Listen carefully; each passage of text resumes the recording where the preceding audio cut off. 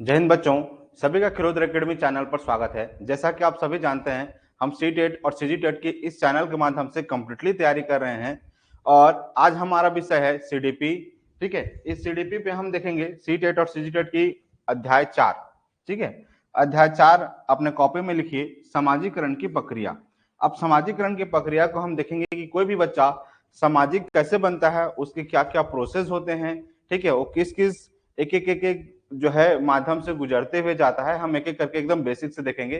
तो सबसे पहला लिखिए डेफिनेशन कि समाजीकरण क्या होता है या समाजीकरण का क्या अर्थ होता है। एकदम शुरुआत से लेकर के हम आखिरी बेसिक से लेकर के एडवांस तक जाएंगे। जैसा कि आपको जो बच्चे इस चैनल पर नए आए होंगे, चैनल को सब्सक्राइब कर लीजिएगा, क्योंकि इस चैनल के माध्यम से हम कंप्लीटली निःशुल्क फ्री जो है सी टेट और सीजी टेट का जो है कंप्लीटली तैयारी कर रहे हैं। साथ ही साथ विगत वर्षों के जितने जो प्रश्न होते हैं, उन सभी प्रश्नों को जो है हम लोग सॉल्व करवाते ही करवाते हैं। ठीक है, तो इसीलिए चैनल के साथ बने रहिएगा और लिखिए समाजीकरण। ठीक है, शुरुआत एकदम बेसिक से होगा, उसका धीरे धीरे धीरे धीरे एडवांस लेवल पे। ठीक है, तो सबसे पहले समझिए कि समाजीकरण क्या होता है, या उसके बाद फिर आगे हम बढ़ेंगे। तो लिखिए समाजीकरण एवं इसके संबंधित सिद्धांत। ठीक है, तो जैसा कि आप सभी इसके पहले जितने जो चैप्टर्स हुए हैं, उन सभी में आपने देखा कि जितने जो मनुष्य हैं या जो भी जीव जंतु हैं, सब सामाजिक हैं। ठीक है, सब एक दूसरे से निर्भर हैं, सब एक दूसरे पर आश्रित हैं। ठीक है, वैसे ही सेम मनुष्य भी एक क्या है, सामाजिक प्राणी है, समाज से घिरा हुआ है, उसका कोई भी चीज किसी न किसी माध्यम से एक दूसरे पर निर्भर है। ठीक है, अब बिना समाज के किसी भी व्यक्ति के सर्वांगीण विकास की कल्पना नहीं की जा सकती। अगर किसी भी आदमी को अगर बढ़ना है तो वो अकेला नहीं बढ़ सकता, सबका मदद चाहिए, सबका सहयोग चाहिए। ठीक है, अब आगे बढ़ते हैं। समाजीकरण केवल कौशल क्षमता करना या प्राप्त करना ही नहीं है, अनुकरण करना ही नहीं, अपितु इसके माध्यम से व्यक्ति अपने जीवन से क्या, व्यक्ति जीवन से संबंधित विभिन्न प्रकार के व्यवहार को भी सीखता है। मतलब समाजीकरण केवल क्या है, केवल कौशल प्राप्त करना ही नहीं, साथ ही साथ क्या करना, विभिन्न प्रकार के जितने जो व्यवहार होते हैं, जस्ट लाइक एग्जांपल अगर देखें, परोपकार करना, आत्मनिर्भर होना, सभ्य एवं सुशील बनना इत्यादि जो है सब समाजीकरण के अंतर्गत आता है।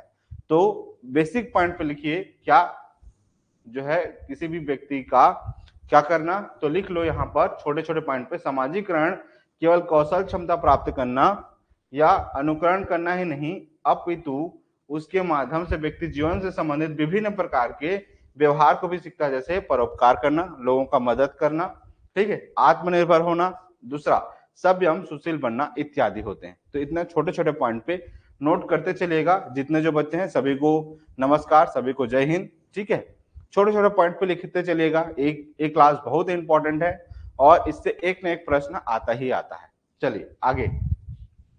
अब इसी के साथ इसके माध्यम से व्यक्ति अपने संस्कार, जो भी आपके घर है या समाज से संबंधित संस्कार सीखता है, धर्म सीखता है कि आप कौन से धर्म से हैं, संस्कृति सीखते हैं, मानवीय मूल्यों को सीखते हैं, नैतिकता को सीखते हैं, साथ ही साथ और भी ढेर सारी चीजें हम इस समाजीकरण में हम सीखते हैं, समाज के साथ ढेर सारी चीजें सीखते हैं। ठीक है, अब इसके प्रति वैज्ञानिकों के क्या मत हैं या जो विद्वान है उन्होंने क्या कहा है, तो इसको समझिए। तो रास ने क्या कहा, तो रास ने कहा कि समाजीकरण सहयोग करने वाले व्यक्तियों में हम भावना का विकास करता है। मतलब मैं से कहाँ जाता है आदमी, हम पर जाता है। शुरुआत में आदमी क्या होता है, केवल मेरा मेरा मैं करने से, लेकिन जब वो सामाजिक हो जाता है तो हर काम समाज से संबंधित किसमें आ जाता है, हम पर आ जाता है। मैं से कहां से हम पर आ जाता है। ठीक, तो हम भावना का विकास है और उनमें एक साथ कार्य करने की इच्छा तथा क्षमता का विकास करता है। समाजीकरण जैसे ही होता है, पहले शुरुआत में आदमी क्या होता है, मैं, उसके बाद धीरे धीरे धीरे धीरे सबको लेकर के चलता है। मतलब समाज के साथ या लोगों के साथ क्या होता है, एक सहयोग की भावना होती है, एक साथ काम करने की, टीम वर्क लिख लीजिए, इसको समझिए, टीम वर्क। ठीक है, सबके साथ काम करना। कुछ लोग ऐसे होते हैं जो सबके साथ काम कर सकते हैं, सबके साथ घुल मिल सकते हैं, लेकिन कुछ बच्चे ऐसे होते हैं जो केवल और केवल अकेले करते हैं, बाकी किसी के साथ कुछ नहीं। ठीक है, तो समाजीकरण जो व्यक्ति होगा, जो सामाजिक होगा, वो मैं के जगह में किसको देखेगा, हम सब का विकास देखेगा। ठीक है। हम सबका विकास के साथ साथ उसमें क्या होगा, एक टीम भावना होगी और साथ ही साथ कार्य क्षमता का विकास करने की उसमें क्षमता होगी। ठीक है, अब आगे किम्बल यंग के अनुसार क्या है, तो किम्बल ने क्या कहा, तो सामाजिकरण वह प्रक्रिया है जिसके द्वारा व्यक्ति सामाजिक सांस्कृतिक क्षेत्र में प्रवेश करता है। क्या, सामाजिक सांस्कृतिक क्षेत्र में प्रवेश करता है एवं समाज के विभिन्न समूहों का सदस्य बनता है। क्या, समाज के विभिन्न सदस्य बनता है तथा जिसके द्वारा समाज के मूल्यों एवं मान्यताओं को स्वीकार करने की प्रेरणा मिलती है। तो इसको छोटे छोटे पॉइंट पर अगर लिखना होगा तो लिख लीजिए, क्योंकि कोटेशन आता है कि कोटेशन किसका है। ठीक है, नोट करिए, उसके बाद हम आगे बढ़ते हैं।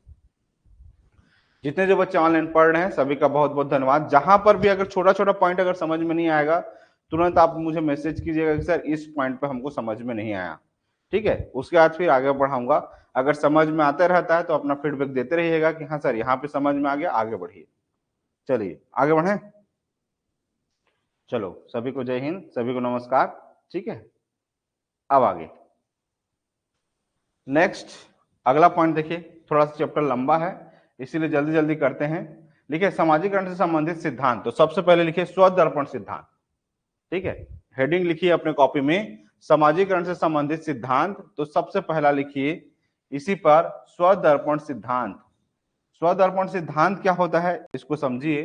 तो स्वदर्पण का सिद्धांत का मतलब होता है अपने आप के ऊपर आप कब झांकेंगे। क्या, जब भी आप अपने आप के ऊपर कब झांकेंगे। जैसे घर में अगर आपको अपना चेहरा देखना है तो किसको देखेंगे, तो आप दर्पण देखते हैं। क्या देखते हैं, दर्पण। तो दर्पण से ही आपको पता चलता है कि आपके शरीर में या आपका रंग रूप क्या है, कैसे है। ठीक है, वैसे ही जब आदमी दर्पण की जगह में जब समाज के बीच चलना उठना बैठना जब लोगों के साथ होता है तब वो आदमी अपने आप को देखता है कि मैं कैसा हूं, मेरा लोगों के साथ व्यवहार कैसा है, लोग मुझसे कैसा व्यवहार करते हैं, लोग मुझसे कैसे प्यार करते हैं, लोग मुझे कितना सम्मान देते हैं। ये सब चीज आदमी क्या करता है, खुद का दर्शन करता है, खुद देखता है कि उसके साथ कैसा व्यवहार हो रहा है, वो लोगों के साथ खुद कैसा व्यवहार कर रहा है। फिर उससे सीखता है कि मुझे कैसे करना है, अब आगे और कैसे बढ़ना है। समझ में आ गया। तो लिखिए जैसे दर्पण में हम खुद को देखते हैं वैसे जब समाज के बीच जाते हैं तो हम अपने आप को समझते हैं, लोगों को समझते हैं, इसको कहेंगे स्वदर्पण। ठीक है, तो यह सिद्धांत कूले द्वारा दिया गया जिसके अनुसार सामाजिकरण सामाजिक अंतरक्रिया, सामाजिक अंतरक्रिया का मतलब होता है समाज के साथ उठना बैठना, उनके साथ बातचीत करना। ठीक है, आधारित है समाज तथा अन्य बाहरी लोगों के संपर्क में आने से बालक में स्वधारणा, स्वयं के बारे में सोचना विकसित होता है। क्या, स्वयं के बारे में सोचने लगता है कि मैं बाकी लोगों से कितना आगे हूं या बाकी लोगों से मैं कितना पीछे हूं या उनके साथ मेरा व्यवहार कैसा है, उनका मेरे प्रति कैसा व्यवहार है। ये सारे चीज बच्चे या बड़े सब देखते हैं। ठीक है, अगला कूले के सामाजिकरण के प्राथमिक समूह में परिवार। क्या, इसमें क्या आ जाएंगे, परिवार भी आ जाएगा, आसपास का वातावरण, पड़ोसी भी आ जाएगा, स्कूल भी आ जाएंगे, खेल समूह इत्यादि मानव स्वभाव को विकसित करने की प्रथम पाठशाला। यही प्रथम पाठशाला है उसको सही और गलत का निर्णय करता है। अब इसमें एक पॉइंट अपने जीवन से संबंधित लिख लीजिए कि अगर आपका बच्चा है या आपके छोटे भाई हैं तो इस स्वदर्पण सिद्धांत के माध्यम से आप एक चीज सीख ले सकते हैं। क्योंकि देखिए अगर समझिए एक दर्पण है, एग्जाम्पल समझिए, इसको अपने लाइफ में इंप्लीमेंट कीजिए। अगर मैं आपको ऐसा दर्पण दे दूं, ठीक है, जस्ट लाइक मोबाइल का फिल्टर, मोबाइल के फिल्टर पे क्या होता है, आप गोरे काले हैं तो भी गोरा दिखा देता है ना। वैसे ही अगर आपका आईना भी हो कि आपके जितने जो कमियां हैं अगर उसको अच्छा दिखा दे तो क्या होगा। अगर मान लीजिए मैं दर्पण जा रहा हूं, ठीक है, और मैं अपने कमी को देखने जा रहा हूं लेकिन वो दर्पण क्या हो, मेरी केवल अच्छाई को दिखाए, तो मैं अपने बुराई को देख पाऊंगा क्या, नहीं। तो आप भी जब भी आपके घर में अगर कोई छोटा हो या कोई भी हो अगर कुछ भी गलती करता है या उसमें कुछ भी कमी होता है तो उसको बताना चाहिए। ठीक है, ये सोच करके मत कर देना कि अगर मैं बता दूंगा या मैं उसको डांट दूंगा तो बुरा समझेगा। भले उस समझ के लिए उस समय के लिए वो बुरा समझेगा लेकिन आने वाला समय उसका बहुत अच्छा हो जाएगा। बहुत बार क्या होते हैं, मतलब घर परिवार में जैसा हम लोग देखते हैं या बच्चों में देखते हैं, माता पिता डर से जो है उनके बच्चों की गलतियों को नहीं बताते हैं। ठीक है, या दोस्त यार उनके गलतियों को नहीं बताते हैं इसलिए कि वो बुरा मान जाएगा, और बाद में वही घातक साबित होता है। समझ में आ गया? नहीं बोलते रहते हैं, नहीं बोलते रहते हैं, फिर बच्चा जो है बहुत ज्यादा जिद्दी हो जाता है। ठीक है, मुझे ये चाहिए तो चाहिए, अभी चाहिए तो अभी चाहिए। ठीक है, तो ये सब चीजें जो है बहुत ज्यादा ढीठ हो जाना, ठीक है, या अपने कमी पर बिल्कुल भी ध्यान नहीं देना। जैसे मान लीजिए कोई बेतुकी बातें कर रहा है या ऐसी बातें कर रहा है जो लोगों को पसंद नहीं आता है, लेकिन हम उसको प्रोत्साहित कर रहे हैं, उसको डांट नहीं रहे हैं, तो क्या होगा, बाकी साथ भी वैसा ही व्यवहार करेगा। बच्चे को क्या लगता है कि मेरे घर परिवार वाले लोग मुझे नहीं डांट रहे, मतलब मैं सही बोल रहा हूँ। लेकिन वही चीज जब वो बाहर वालों के साथ बोलता है तो आपको भी बुरा लगता है, बाद में उसको भी पता चलता है कि उसने क्या गलती कर दिया।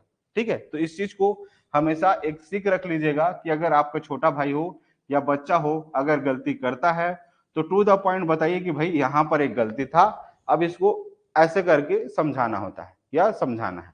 ठीक है, तो स्वदर्पण, आप लोगों को खुद को दर्पण बनना पड़ेगा। बुरा मानने वाला अगर मान रहा है तो मानने दीजिए, बट अपने भाई बहनों को जरूर बताना। क्या एक्सपीरियंस आप अपने घर में देखते हैं? अगर देखते होंगे तो कमेंट में जरूर बताइए कि आपके जीवन में ऐसा कौन सा हादसा हुआ है कि आपके भाई बहन आप समझाने का प्रयास करते हैं लेकिन मम्मी पापा उल्टा आपको डांट देते हैं। भले मम्मी पापा आपको डांट देते होंगे लेकिन आपने अपने भाई के लिए अच्छा ही किया है। ठीक है, चलिए आगे। मैं और मुझे का सिद्धांत। मैं और मुझे का सिद्धांत का क्या मतलब है इसको समझिए। इस सिद्धांत के जनक मीड महोदय हैं, तो लिख लीजिए मीड। ठीक है, इसके मतानुसार हम समाज में अपनी भूमिका निर्वाह करते हैं। बालकों में धीरे धीरे यह अवधारणा विकसित होने लगती है कि उसकी बातों तथा व्यवहारों का अन्य व्यक्तियों पर कैसा प्रभाव पड़ता है। तो लिखिए यहाँ पर, उसकी बातों, धीरे धीरे वो समझ जाता है कि उसकी बात का या उसके व्यवहार का लोगों के प्रति कैसा व्यवहार बन रहा है। जैसे आप समझ जाएंगे जब आप टीचर बनेंगे तो आपकी जैसी शैली होगी बात करने का, जैसे आपका रहन सहन होगा, आपके बच्चे मतलब आपके जो छात्र छात्राएं होंगे, आपके जो स्टूडेंट होंगे, वो लोग भी वैसे ही प्रतिक्रिया करना चालू करेंगे। अगर आपकी शैली अगर खराब होगी तो बच्चे भी वैसे ही सीखेंगे। अगर आपका पहनावा ओढ़ावा सारा चीज अगर बहुत अच्छा होगा तो बच्चे भी उससे सीखेंगे कि नहीं मुझे भी वैसे करना है। अगर आप सादगीपूर्ण रहेंगे तो सामने वाला भी सादगीपूर्ण होगा। अगर आप भी अगर आधे तिरछे अगर कुछ भी काम करेंगे तो बच्चा भी वैसे ही करेगा। ठीक है, तो अब उसकी बातों तथा व्यवहारों का अन्य व्यक्तियों पर कैसा प्रभाव पड़ता है, इसके माध्यम से बालकों में मैं की भावना विकसित होती है एवं उनका सामाजिकरण तीव्र गति से आरंभ होता है। इसमें एक पॉइंट और लिख लो कि मुझे की भावना का विकास होने लगता है। मुझे के कारण वह सामाजिक गतिविधियों से तथा प्रभावित होने लगता है। मैं और मुझे का मिश्रित रूप ही स्व है, ये दोनों एक दूसरे के पूरक हैं, पृथक नहीं। ठीक है, तो वही सेम बातें हैं जो मैंने स्वदर्पण और इसमें बताया, दोनों लगभग लगभग सेम ही है, कुछ ज्यादा अंतर नहीं। चलिए आगे, नेक्स्ट पॉइंट, अगला, सामूहिक प्रतिनिधित्व का सिद्धांत। ठीक है, अब सामूहिक प्रतिनिधित्व का सिद्धांत क्या होता है इसको थोड़ा सा आसान शब्दों में समझते हैं। पहले क्या लिखा हुआ है उसको पढ़ते हैं और उसके बाद इसको और आसान तरीके से कैसे समझेंगे इसको समझिए। तो क्या इस सिद्धांत के जन्मदाता दार्शनिक दुर्गिम है, तो इसको एक अंडरलाइन लिख लो। इसके दार्शनिक कौन है? दुर्गिम।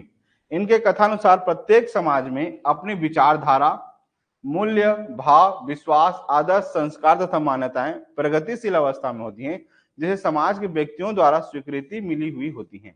ठीक है, अगर कोई भी अगर विचारधारा अगर मिल रहा है, ठीक है, अगर विचारधारा अगर बह रहा है, ठीक है, तो उनमें समाज के लोगों का होगा।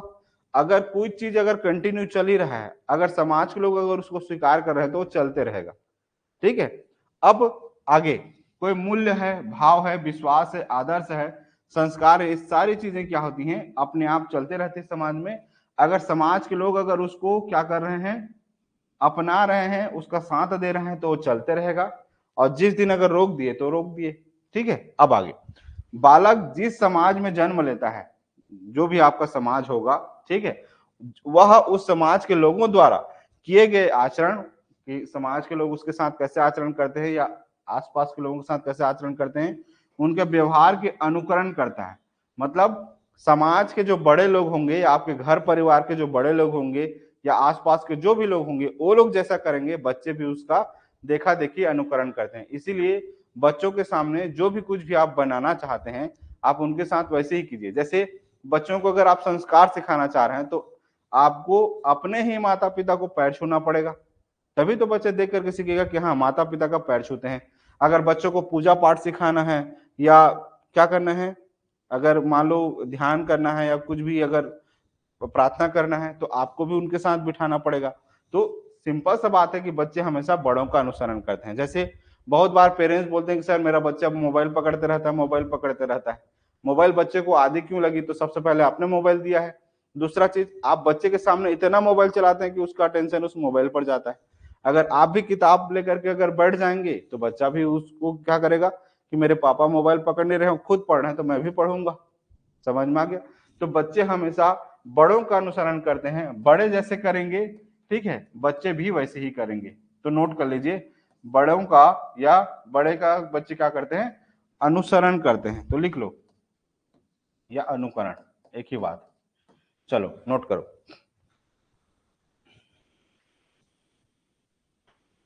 मतलब अपने भाई बहनों को या अपने बच्चों को कुछ भी चीज अगर सिखाना है तो पहले आपको करना पड़ेगा।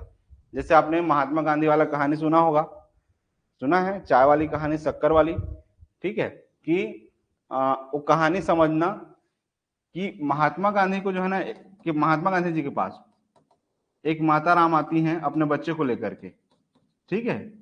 माता राम जो है अपने बच्चे को लेकर के आती हैं और कहती हैं कि ये बच्चा जो है बहुत ज्यादा चाय पीता है, ठीक है, और चाय जो है मतलब जो शक्कर है ये सेहत के लिए अच्छा नहीं है, कृपया इसको समझाइए। ठीक है, इसको बोलते हैं महात्मा गांधी जी को। माता राम आती हैं अपने बच्चे को लेकर के और कहते हैं कि ये बहुत ज्यादा चाय पीता है जो कि शक्कर जो है शरीर के लिए अच्छा नहीं है, कृपया इसको समझाइए। महात्मा गांधी जी बोलते हैं कि 1 महीने बाद आइए। ठीक है, आए तो माता राम को समझ में नहीं आया, इतनी छोटी सी बात को समझाने के लिए 1 महीने बाद बुला दिए। ठीक है, अब 1 महीने बाद जब दोबारा आए, ठीक है, तो उन्होंने बच्चे को बड़े प्यार से बोला कि देखो 1 महीना पहले मैं भी बहुत चाय पीता था, लेकिन जब से चाय छोड़ दिया है तो मेरे जीवन में ये बदलाव आए, मुझे ये चीजें मिली। तो अगर तुम भी ये चीज पाना चाहते हो, तुम भी अपने सेहत को अच्छा रखना चाहते हो तो चाय छोड़ दो। समझ में आ गया? अब वो बच्चा जो है तुरंत मान गया। क्यों? क्योंकि इनके एक्सपीरियंस के माध्यम से, मतलब जैसे बड़ा करेंगे वैसे ही बच्चा करेगा। बच्चों जो है हमेशा पॉजिटिव वे में, जैसे कोई बच्चा किसी चीज की अगर जिद कर रहा है, इस चीज को दूसरे वे में भी समझिए। अगर कोई बच्चा अगर जिद कर रहा है, अगर उस चीज को पाना चाहता है, तो अगर आपके पास वो चीज नहीं है तो आपको कुछ ऐसी चीजें देना पड़ेगा जिससे उसका मन बहल जाए। समझ में आ गया? जैसे अगर कोई बच्चा अगर आग पकड़ना चाहते रहता है, जैसे दीपक जलते रहता है, ठीक है, अब वो बच्चा पकड़ना चाहता है तो आप उस दीपक को पकड़ने दे दोगे क्या? नहीं। माता राम क्या करती है, उसको कुछ दूसरा चीज खिलौना पकड़ा देती है ताकि उसका ध्यान उस चीज में लग जाए। समझ में आ गया? चलिए आगे। मतलब सिंपल सा कॉन्सेप्ट, बच्चे जो है बड़ों का अनुकरण करते हैं। ठीक, अगला लिखिए, सामाजिकरण को प्रभावित करने वाले विभिन्न कारक कौन कौन से हैं? जितने पॉइंट अभी तक मैं जो समझाते जा रहा हूं, जहां पर भी अगर समझ में नहीं आएगा, एकदम अपना समझ के कमेंट कीजिएगा कि सर ये पॉइंट मुझे समझ में नहीं आया। ठीक है, अब समझ में आ गया होगा तो कमेंट करके बताते जाइएगा कि हाँ यहां तक समझ में आ गया सर, आगे बढ़िए। चलिए, सामाजिकरण को प्रभावित करने वाले विभिन्न कारक कौन कौन है? तो सबसे पहला लिखिए, कोई भी बच्चा अगर सामाजिक है कि नहीं है, उसको प्रभावित करने में सबसे पहला कारण आता है पालन पोषण। पालन पोषण का क्या मतलब होता है कि उसको किस वातावरण में बालक को रखा जा रहा है, ठीक है, उसको किस प्रकार का हो रहा है। अब देखिए, बालक के सामाजिकरण पर पालन पोषण का गहरा प्रभाव पड़ता है। जिस प्रकार का वातावरण बालक को प्रारंभिक जीवन में मिलता है, जिस प्रकार से माता पिता बालक का पालन पोषण करते हैं, उसी के अनुसार बालक में भावनाएं तथा अनुभूतियों का विकसित होता है। अब समझना, इस पालन पोषण को मैं आसान शब्दों में समझाने का प्रयास करता हूं। मतलब बच्चे को जिस वातावरण पे रखा जाएगा, बच्चा भी उसमें उसी भावना का विकास होगा। अब कैसे होगा? थोड़ा सा आपके जीवन पे, आपके आसपास देखते हैं। अगर कोई माता पिता, ठीक है, एक एग्जांपल से समझिए तो समझ जाएंगे। जैसे कोई माता पिता है जो अगर नॉनवेज खा रहा है मान लो, या उनके सामने किसी का जीव हत्या कर रहा है, ठीक है, क्या कर रहा है? जीव हत्या कर रहा है। जैसे मान लिया उन बच्चों के सामने ही मुर्गे को काट दिया, बकरे को काट दिया, सुअर को काट दिया, ठीक है, तो क्या होगा? बच्चे के मन में किसी भी जानवर या पशु पक्षी के प्रति क्या होगा?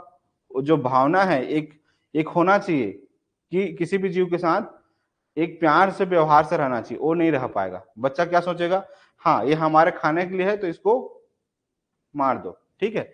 तो पहले वाले में क्या हो गया, बच्चा क्या करना चालू कर देगा, जीव हत्या, और क्या खाना चालू कर देगा, मांसाहारी हो जाएगा। शुरुआत कहां से हुआ, घर से।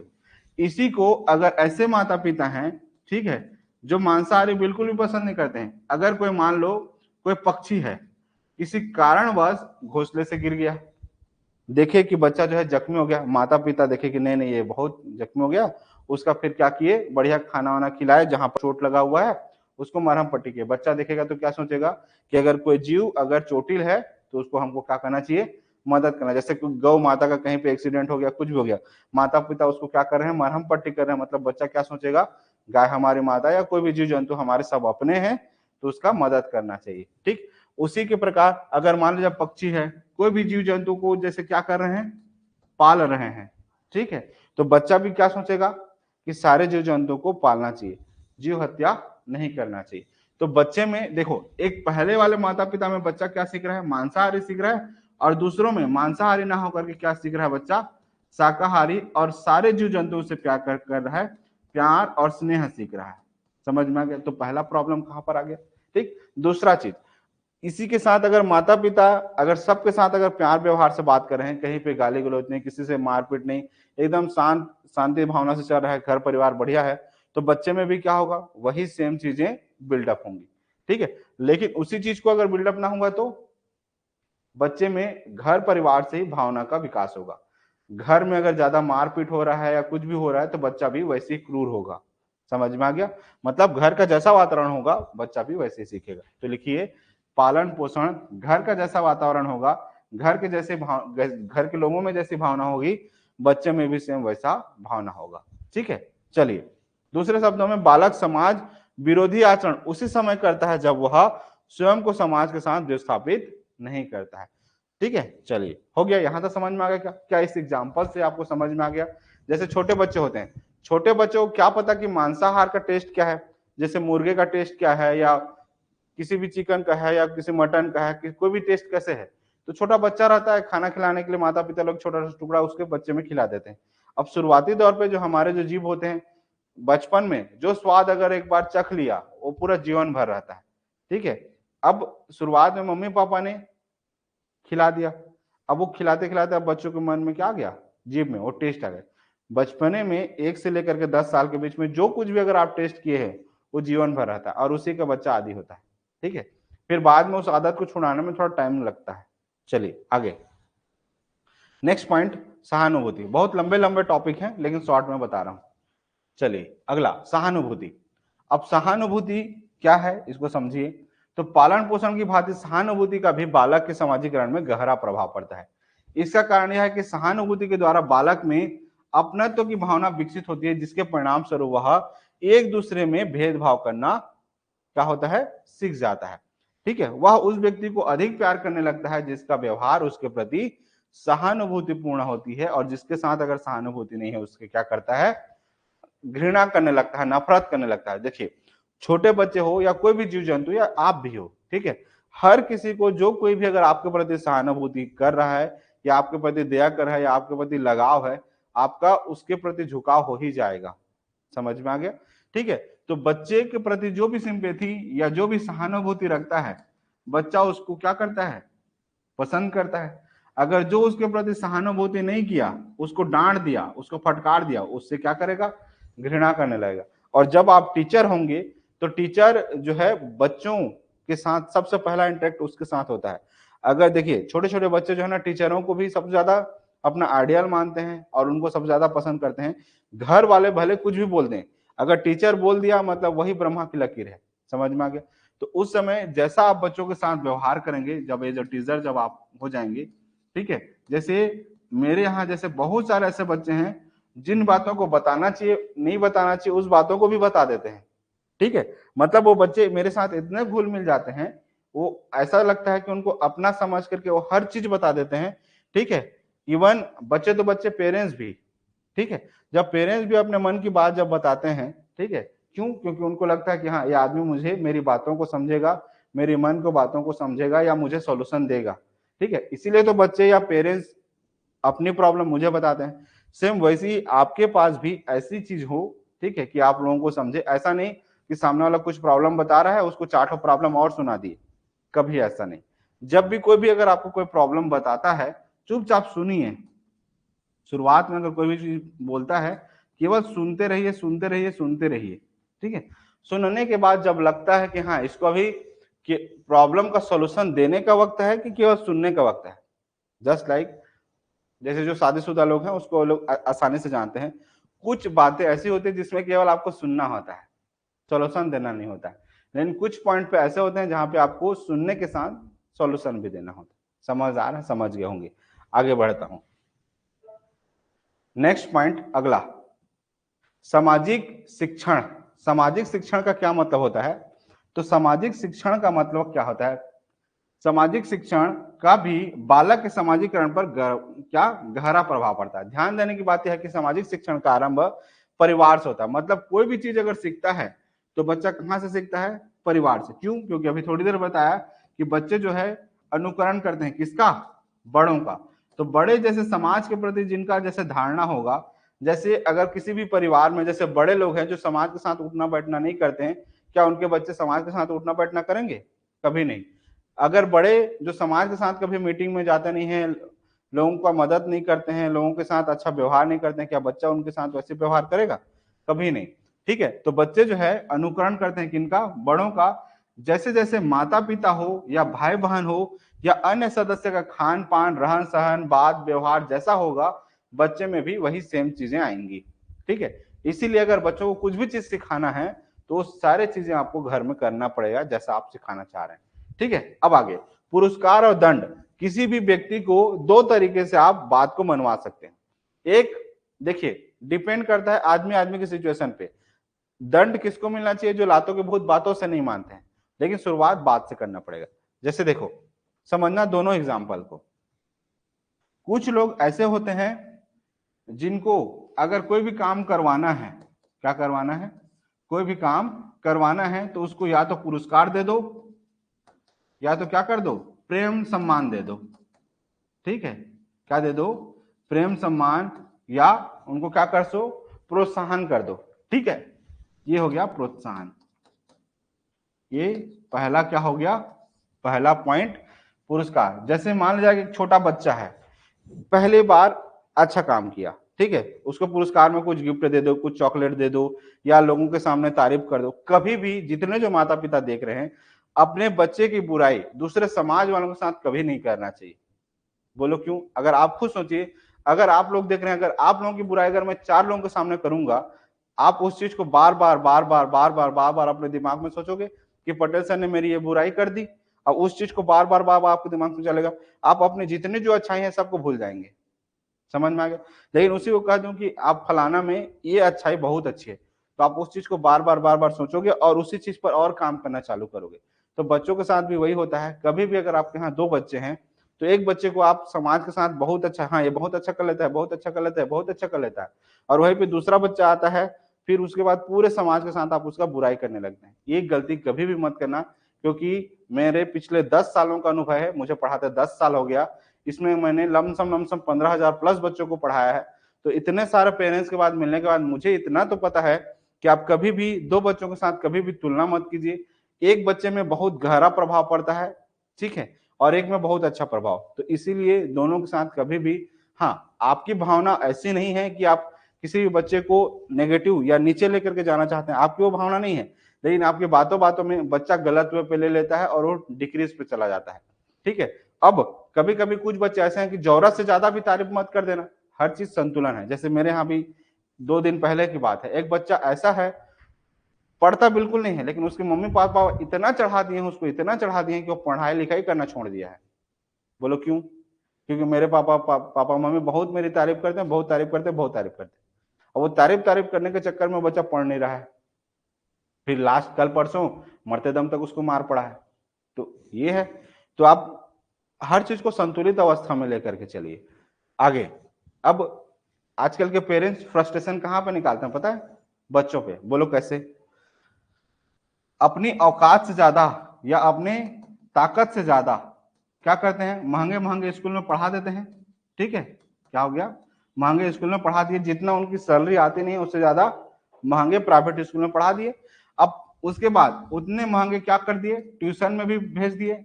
पहला महंगा स्कूल भी हो गया और बच्चा क्या हो गया, महंगा ट्यूशन में भी चल दिया। अब उस पेरेंट्स का जितना जो आवक है सब पढ़ाई लिखाई में चल दिया। अब जब बच्चे का जब रिजल्ट अगर गलती से अगर डाउन आता है तो अपना सारा फ्रस्ट्रेशन कहां पे निकालता है, उस बच्चे पे। ठीक है, फिर जितना जो रहा कसर, जो साल भर जो उसने प्यार दुलार किया है, लास्ट में फिर 3-4 झापड़ से भी चालू कर देता है। समझ में आ गया? ठीक है, तो इसका एक अलग टॉपिक है, इसको बाद में समझाएंगे, टॉपिक से भलक जाएंगे। बस इतना समझिए, कुछ बच्चे ऐसे होते हैं जो प्यार और पुरस्कार से हर काम को बहुत अच्छे से करते हैं, और दूसरा दंड से। जैसे देखो, आज अगर कोई गलत काम करता है तो उसको दंड क्यों दिया जाता है, ताकि वो थोड़ा सा उस चीज पे सुधार लेकर के आए। ठीक है, तो लेकिन पहला काम शुरुआत पुरस्कार या सम्मान से, बात से करना। नहीं समझ में आया तो फिर दंड देना। ठीक है, अगला तो देखिए, बालक के सामाजिकरण में पुरस्कार और दंड का भी बहुत महत्वपूर्ण प्रभाव पड़ता है। जब बालक समाज के आदर्शों और मान्यताओं के अनुसार व्यवहार करता है तो लोग उसकी प्रशंसा करते हैं, और जब प्रशंसा करते हैं तो बच्चा उसी काम को ज्यादा करने लगता है। लेकिन इसी को समझिए, साथ ही समाज के हित को दृष्टि में रखते हुए जब कोई विशिष्ट व्यवहार करता है तो उसे पुरस्कार मिलता ही है। इसके विपरीत जब बालक असामाजिक व्यवहार करता है तो दंड दिया जाता है। इसके भय से वह कार्य दोबारा नहीं करता है। जब लगता है कि नहीं, इस काम को करने से मेरी माँ या मेरे माता पिता मुझे डांटते हैं या मुझे मारते हैं, तो इस काम को मैं दोबारा नहीं करूंगी। हाँ, तो यही चीज है दंड और पुरस्कार का। कुछ चीजें जब बच्चे गलती करते हैं तो उस पर अंकुश लगा देना चाहिए। अगर अंकुश नहीं हुआ तो महाभारत होना तय है। जैसे दुर्योधन के साथ क्या हुआ, जब वो छोटे छोटे जब गलतियां करते चला गया, ठीक है, शुरुआत में गलती किया, फिर बाद में गलती किया, फिर तो उसके जो माता पिता हैं, क्या बच्चे के मोह में कभी उसके बुराइयों को देखे नहीं, और साथ ही साथ उसको क्या किए, और प्रोत्साहन देते चले गए। तो अब क्या हो गया, लास्ट में दुर्योधन का आप पूरा महाभारत की कहानी जानते ही हैं। आगे बढ़ते हैं, चलिए नेक्स्ट, वंशानुक्रम। अब बच्चों के व्यवहार में उनके वंश का आना स्वाभाविक सी बात है। जैसे उनके दादा का जैसा नेचर रहेगा उनके पिताजी में आएगा, पिताजी का जो नेचर होगा वो बच्चे में आएगा ही आएगा। ठीक है, अब बालक में वंशानुक्रम से प्राप्त कुछ अनुवांशिक गुण होते हैं, जैसे मूल भाव, ठीक है, इमोशन, कैसा इमोशन है, ठीक है, संवेग, सहज क्रियाएं एवं क्षमताएं। मतलब जैसे जैसे दादा दादी में होगा, दादा में होगा, वैसे पिता में होगा, और पिता का क्या होगा, बच्चे में आएगा ही आएगा। ठीक है, चाहे उसके मूल भाव हो, चाहे संवेग हो, चाहे सहज क्रियाएं हो, ये सारे चीजें माता पिता का गुण बच्चों में आता ही आता है। अतिरिक्त इनके अनुकरण एवं सहानुभूति जैसे गुणों में भी वंशानुक्रम की प्रमुख भूमिका होती है। ये सभी तत्व बालक के सामाजिकरण के लिए उत्तरदायी होते हैं। ऐसा क्यों, अब देखो, जब बच्चा छोटा होता है तो किसके बीच रहता है, दादा दादी के बीच रहता है, परदादा के बीच रहता है। ठीक है, अब ये सारी चीजें जैसे पिता के साथ रहता है, अब ये तीनों जो उनके लिए बड़े बड़े हैं, ठीक है, दादा दादी या परदादा जी या पिताजी, मैं जैसे तीनों के साथ रहा, तो मेरे दादाजी जैसे किए हैं, जैसे मेरे परदादा जी जैसे किए हैं, मेरे पिताजी जैसे किए हैं, वो सारे मूल भाव या उनके उनका जो नेचर है वो मुझ में आया ही आया है।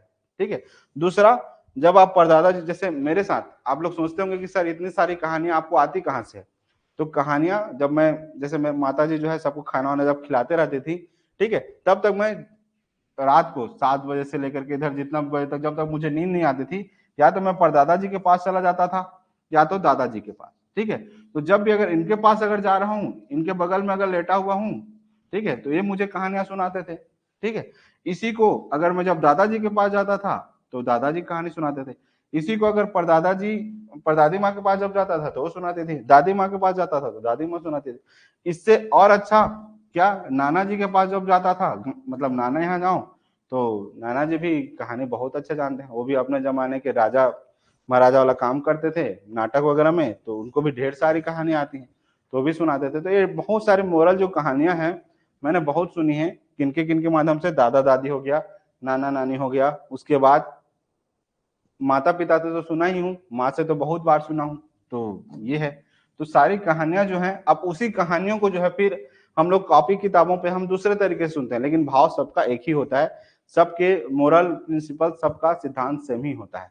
चलिए आगे, नेक्स्ट पॉइंट, वंशानुक्रम के अलावा आगे बढ़ते चले, परिवार। ठीक है, तो अभी थोड़ी देर पहले ही बता रहा था कि बच्चे जो है किसका अनुसरण करते हैं बच्चे? किसका अनुसरण करते हैं? बड़ों का। तो बड़े जैसे करेंगे वैसे बच्चे ही करेंगे। तो लिखिए यहाँ पर बालक के समाजीकरण में परिवार का प्रमुख स्थान होता है। इसका कारण यह है कि बालक का जन्म किसी न किसी परिवार में या समुदाय में होता ही है। बालक बड़ा होता जाता है, वैसे वैसे वह अपने माता पिता, भाई बहनों तथा परिवार के अन्य सदस्यों के संपर्क में आते हुए, जैसे जैसे माता पिता, भाई बहन आपस में जैसे प्रेम से रहते हैं, बच्चा भी वैसे ही प्रेम से रहना चालू करेगा। माता पिता या भाई बहन या परिवार वाले जैसे दूसरों के साथ सहानुभूति दिखाते होंगे, बच्चे में भी वही सेम सहानुभूति आएगा। जैसे माता पिता में सहनशीलता होगा, ठीक है, किसी भी कार्य को धैर्य से करने का, वो चीज बच्चे में आता ही आता है। ठीक है, जैसे माता पिता या भाई बहन या अन्य सदस्य दूसरों को जैसे सहयोग करते हैं, बच्चे में भी वही सहयोग की भावना होगी ही होगी। समझ में आ गया? अब आगे, वह अपने परिवार में रहते हुए प्रत्यक्ष मतलब डायरेक्ट, प्रत्यक्ष में क्या डायरेक्ट, और अप्रत्यक्ष का मतलब होता है इनडायरेक्ट। ठीक है, डायरेक्ट और इनडायरेक्ट रूप से अपने परिवार के आदर्शों, जो भी उनके परिवार का जैसे आदर्श है, ठीक है, उनके मूल्यों, उनके रीति रिवाजों, परंपराओं तथा मान्यताओं के विश्वासों को भी धीरे धीरे सीख जाता है। समझ में आ गया? अब आगे नेक्स्ट पॉइंट, टॉपिक बहुत बड़ा है तो इसीलिए हम थोड़ा थोड़ा जल्दी जल्दी करते जाते हैं। नेक्स्ट पॉइंट लिखिए पड़ोसी। ठीक है, तो सिंपल सा बात है, आस पड़ोस के लोग जैसा आपके साथ व्यवहार करेंगे, आप भी वैसे ही उनके साथ व्यवहार करेंगे। अगर आपके आस पड़ोस अगर वाले अच्छे अगर व्यवहार नहीं करेंगे, तो आपके पड़ोसी के माध्यम से क्या हो जाएगा, आपको लगेगा कि पड़ोसी मेरे अच्छे नहीं है। जैसे जब मैं बहुत छोटा था, जैसे माता पिता लोग जब बताते हैं कि मैं घर से ज्यादा पड़ोस में ज्यादा रहता था। ठीक है, जैसे बगल में साहू जी लोगों का परिवार है, तो जो जब हम लोग बड़े पापा बड़े मम्मी बोलते हैं, छत्तीसगढ़ी में बड़खा माँ बड़खा बा, ठीक है, या बई बोबा बोलते हैं। ठीक है, तो वहां जैसे रहना है, तो आस पड़ोस हमारे बहुत अच्छे हैं। ठीक है, तो वही है, पड़ोस जैसे अच्छा रहता है, ठीक है, आपका भी पालन पोषण फिर वैसे बढ़ता चला जाता है। चलिए, इसको आगे समझ में आ गया। अब आगे, लेकिन अगर इसी को पड़ोसी अगर अच्छे नहीं है, पड़ोसियों का अगर बात व्यवहार अच्छा नहीं है, तो आप में भी वही सेम नकारात्मक होगी। अगला लिखिए, लिखिए स्कूल। ठीक है, अब स्कूल का क्या होगा इसको समझिए। तो स्कूल में जैसे आपके दोस्त यार होंगे, जैसे स्कूल का माहौल होगा, आप में भी वही सेम चीजें आपके साथ भी आएंगे। जैसे देखो, स्कूल समाजीकरण की महत्वपूर्ण संस्था है, क्योंकि परिवार तथा पड़ोस के बाद अगला कौन आता है? स्कूल एक ऐसा स्थान है जहां पर बालक समाजीकरण होता है। समाज के साथ कैसे रहना है, लोगों के साथ कैसे रहना है, लोगों के साथ कैसे बातें करनी है, लोगों के साथ कैसे व्यवहार करना है, सब हम कहां पर सीखते हैं? स्कूल पे सीखते हैं। ठीक है, अगर बच्चा अगर स्कूल नहीं जाता है, देखिए स्कूल केवल ज्ञान या कॉपी किताब सीखने का एक जगह नहीं होता है, बच्चा वहां पर समाजीकरण होता है। समाज उसमें बहुत सारे कौशल सीखता है कि लोगों के साथ कैसे व्यवहार करना है, लोगों से हम कैसे सहानुभूति रखेंगे, वहां पर हम अपनी बातों को कैसे रखेंगे, ढेर सारी चीजें बच्चा सीखता है। ठीक है, आप ड्रामा देखते हैं, वाद विवाद देखते हैं, कुछ ना कुछ कंपटीशन होते रहती हैं ताकि आपका सर्वांगीण विकास हो। ठीक है, तो अब यहाँ पर स्कूल में विभिन्न परिवारों के बालक शिक्षा प्राप्त करने आते हैं। बालक इन विभिन्न परिवारों के बालक तथा शिक्षकों के बीच रहते हुए सामाजिक प्रतिक्रिया करता है, जिससे उसका सामाजिकरण तीव्र गति से होता है। मतलब अलग अलग समाज के लोगों के साथ रहता है, अलग अलग धर्म के लोगों के बीच रहता है, तो उसको पता चलता है कि अलग अलग धर्मों के रीति रिवाज क्या है, उनकी मान्यताएं क्या है, वो लोग कैसे सीखते हैं। जैसे मैं पहले साहू परिवार पर रहा, फिर उसके बाद में दूसरे परिवार वालों के साथ रहा, फिर हर अलग अलग परिवार के बीच जब आप रहते हैं ना, तो उनके रीति रिवाज को भी जानते हैं। आपके अलग अलग दोस्त हैं, जैसे मेरे मुस्लिम दोस्त भी हैं, अग्रवाल दोस्त भी हैं। ठीक है, हर अलग अलग दोस्त हैं, तो उन सब से हम लोग कुछ ना कुछ सीखते रहते हैं। ठीक है, अब आगे देखिए, स्कूल में रहते हुए बालक को जहां एक और विभिन्न विषयों की प्रत्यक्ष शिक्षा द्वारा सामाजिक नियमों, रीति रिवाजों, परंपराओं, मान्यताओं, विश्वासों तथा आदर्शों या मूल्यों का ज्ञान होता है, वहीं दूसरी ओर उसमें स्कूल के विभिन्न सामाजिक योजनाओं में सक्रिय रूप से भाग लेते हुए अप्रत्यक्ष रूप से विभिन्न सामाजिक गुणों का विकास होता है। वही सेम चीजें, उसी को बस रिपीट किया हुआ है। अब आगे देखिए नेक्स्ट पॉइंट। अब मैंने कल आपको क्या बताया था? कल मैंने बताया था अनुपात का नियम, याद है? आपके जैसे 5 दोस्त होंगे, आप में भी वही सेम क्वालिटी होगा। 5 आपके दोस्त जैसे होंगे, आप में भी वही सेम चीजें होंगी। ठीक है, तो इसी को कहते हैं कि प्रत्येक बालक अपने साथियों के साथ खेलता है। वह खेलते समय जाति पाति ऊंच नीच अन्य प्रकार के भेदभावों से ऊपर उठकर दूसरे बालकों के साथ अंतःक्रिया द्वारा आनंद लेता है। इस कार्य में उसके साथी महत्वपूर्ण भूमिका निभाते हैं। जब हम दोस्त यार के साथ रहते हैं, कि वो हिंदू है, मुस्लिम है, सिख है, ईसाई है, हम उसको कभी भी नहीं देखते हैं। जैसे मेरे दोस्त में सब अलग अलग जाति धर्म के हैं। ठीक है, तो हम सबके साथ किसी में भी जाति या भेदभाव ऐसा नहीं रहता है, ठीक है। तो हम उन सब से कुछ ना कुछ सीखते रहते हैं। चलिए आगे। अब समुदाय, समुदाय का मतलब होता है एक ग्रुप, ठीक है, एक कम्युनिटी का, ठीक है। तो बालक के सामाजिकरण में समुदाय अथवा समाज का गहरा प्रभाव पड़ता है। प्रत्येक समाज अथवा समुदाय अपने अपने विभिन्न साधनों तथा विधियों द्वारा बालक का समाजीकरण करना अपना परम कर्तव्य समझता है, ठीक है। इस साधनों के अंतर्गत जातीय तथा राष्ट्रीय प्रथाएं एवं परंपराएं, मनोरंजन एवं राजनीतिक विचारधारा, धार्मिक कट्टरता, संस्कृति, कला, साहित्य, इतिहास, जातीय पूर्वधारणा इत्यादि आते हैं। मतलब इस माध्यम से हम बच्चों को कुछ ना कुछ सिखाते हैं, चाहे धार्मिक के बारे में, संस्कृति के बारे में, कला के बारे में, साहित्य के बारे में हम सामाजिक रूप से बच्चों को सिखाते हैं। चलिए अगला पॉइंट, नेक्स्ट, धर्म। अब लिखिए धर्म के बारे में, ठीक है। तो धर्म में आप क्या जानते हैं, तो जो भी किसी भी का अगर रिलीजन है, ठीक है, अब वह बालक के समाजीकरण में महत्वपूर्ण योगदान होता है। हम देखते हैं कि प्रत्येक धर्म के कुछ संस्कार, परंपराएं, आदर्श तथा मूल्य होते हैं। हर धर्म के क्या होते हैं, कुछ संस्कार होते हैं, ये तो आप जान ही रहे हैं। सबकी अलग अलग परंपराएं हैं, सबके आदर्श हैं, सबके मूल्य होते हैं। जैसे बालक अपने धर्म अथवा धर्मों के व्यक्तित्व एवं समूहों के संपर्क में आता है, वैसे वैसे वह सभी बातों को सीखता है। मतलब बड़े लोगों का जैसा संस्कार होगा, उनके समाज के लोगों का जैसे परंपरा होगा, ठीक है, उनके जैसे आदर्श होंगे, मूल्य होंगे, बच्चा भी वैसी सेम चीजें किसमें आती हैं, इस बच्चे पे आती है। समझ में आ गया। अब लिखिए अगला टॉपिक, सामाजिकरण के प्रकार। अब सारे के सारे बच्चे एक बार मैं फीडबैक ले लेता हूं। अभी तक मैंने जितने जो चीजें पढ़ाई, ठीक है, सारे के सारे बच्चे कमेंट करके बताएंगे कि मैंने क्या क्या पढ़ाया अभी आपको। अभी मैंने जितने जो टॉपिक पढ़ाया, जैसे कि यहाँ देखिए समाजीकरण का मैंने आपको डेफिनेशन पढ़ाया कि समाजीकरण क्या होता है, समाज के साथ रहते हुए बच्चे क्या होते हैं, समाजीकरण से संबंधित सिद्धांत क्या है, जैसे स्वदर्पण से मैंने समझाया आपको, ठीक है। उसका सामाजिक प्रतिनिधित्व का सिद्धांत समझाया आपको, ठीक है। समाजीकरण को प्रभावित करने वाले पालन पोषण का कारण बताया, ठीक है। सहानुभूति बताया, ठीक है। समाजीकरण सिद्धांत बताया, उसके बाद पुरस्कार एवं दंड बताया, वंशानुक्रम बताया, परिवार बताया, पड़ोस बताया, ठीक है, स्कूल बताया, ठीक है, साथी बताया, समुदाय बताया, धर्म बताया।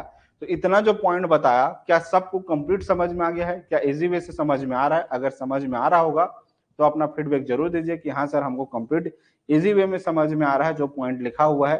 थ्योरी से ज्यादा बातों में समझ में आ रहा है, क्योंकि जब किताबों को जब आप पढ़ते हैं तो बहुत ज्यादा लेंदी रहता है, कठिन शब्द होता है, तो नहीं समझ पाते हैं। इसीलिए मैं आपको बोलचाल की बातों में समझा रहा हूँ। बहुत सारे बच्चे बोलते होंगे कि सर आप कठिन शब्दों का प्रयोग क्यों नहीं करते? कठिन शब्दों का प्रयोग करना मेरा काम नहीं है, कठिन शब्दों का प्रयोग करना किताब का काम है, गुरु का काम है उस चीज को आसान शब्दों में समझाना, ठीक है। अगर एज इट इज अगर मैं कठिन शब्दों का अगर प्रयोग करूंगा, ठीक है, तो आपको तकलीफ होगी। तो क्या आपको आसान वे से समझ में आ रहा है? तो अपना फीडबैक दीजिए, फिर हम आगे बढ़ेंगे, ठीक है।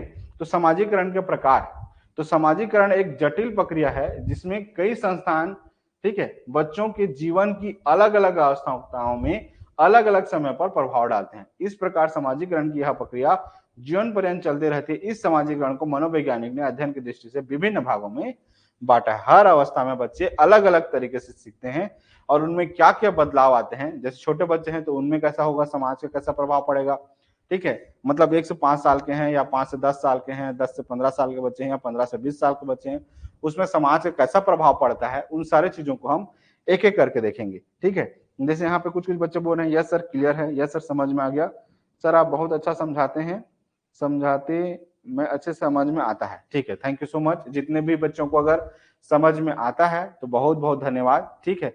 जहां पर भी आपको समझ में नहीं आएगा अपना बड़ा भाई समझिए या अपना भाई समझिए, ठीक है। एकदम बेझिझक होकर के मुझे अपने प्रॉब्लम बताइए कि सर मुझे ये पॉइंट पर समझ में नहीं आया, एक बार मुझे कृपया फिर से बताइए, ठीक है। चलिए आगे, मतलब हमेशा 1 to 1 पढ़िएगा, ऐसा पढ़िएगा कि जैसे मानो आप ऑफलाइन पर बैठे हुए हैं, ठीक है। चलिए अब प्राथमिक समाजीकरण को समझिए कि प्राथमिक समाजीकरण क्या होता है, द्वितीय समाजीकरण क्या होता है, ठीक है। अब प्राथमिक समाजीकरण का क्या महत्व है इसको समझिए। तो यह बालकों में भविष्य में होने वाले समाजीकरण के लिए आधार सृजित करता है। मतलब किसी भी बालक में सामाजिक दृष्टिकोण कैसे होंगे, उसका नजरिया कैसे होगा, ये सबसे पहला इसका क्या है, आधार है। यहीं से नींव बनता है। अगर नींव अगर बहुत अच्छी है, जैसे किसी भी बिल्डिंग को बनाने के लिए अगर नींव अगर बहुत अच्छी मजबूत है क्या समाजीकरण के लिए, तो उस पे क्या होंगे, ढेर सारे उनमें मूल्यों, उनके संस्कार, उनके सारे चीजें, इसमें क्या होगी, बढ़ोतरी होगी। अगर नींव ही अगर क्या है, कमजोर है, तो आगे कुछ भी वो बच्चा समाजीकरण हो ही नहीं पाएगा, फिर वो कटा कटा रहेगा। ठीक है, अब आगे देखिए, समाजीकरण की इस अवस्था में बालक अपने जीवन की शुरुआत करता है। बालक समाज के माध्यम से ही व्यवहारिक ज्ञान सीखता है। देखिए, एक होता है पुस्तकी ज्ञान और दूसरा होता है व्यवहारिक ज्ञान। ठीक है, जैसे हमको पुस्तकी ज्ञान पता है कि दूसरों के साथ गलत व्यवहार नहीं करना चाहिए, दूसरों के साथ ऐसा व्यवहार नहीं करना चाहिए जो हमको खुद को बुरा लगता हो, ये हमारा क्या है, पुस्तकी बात है।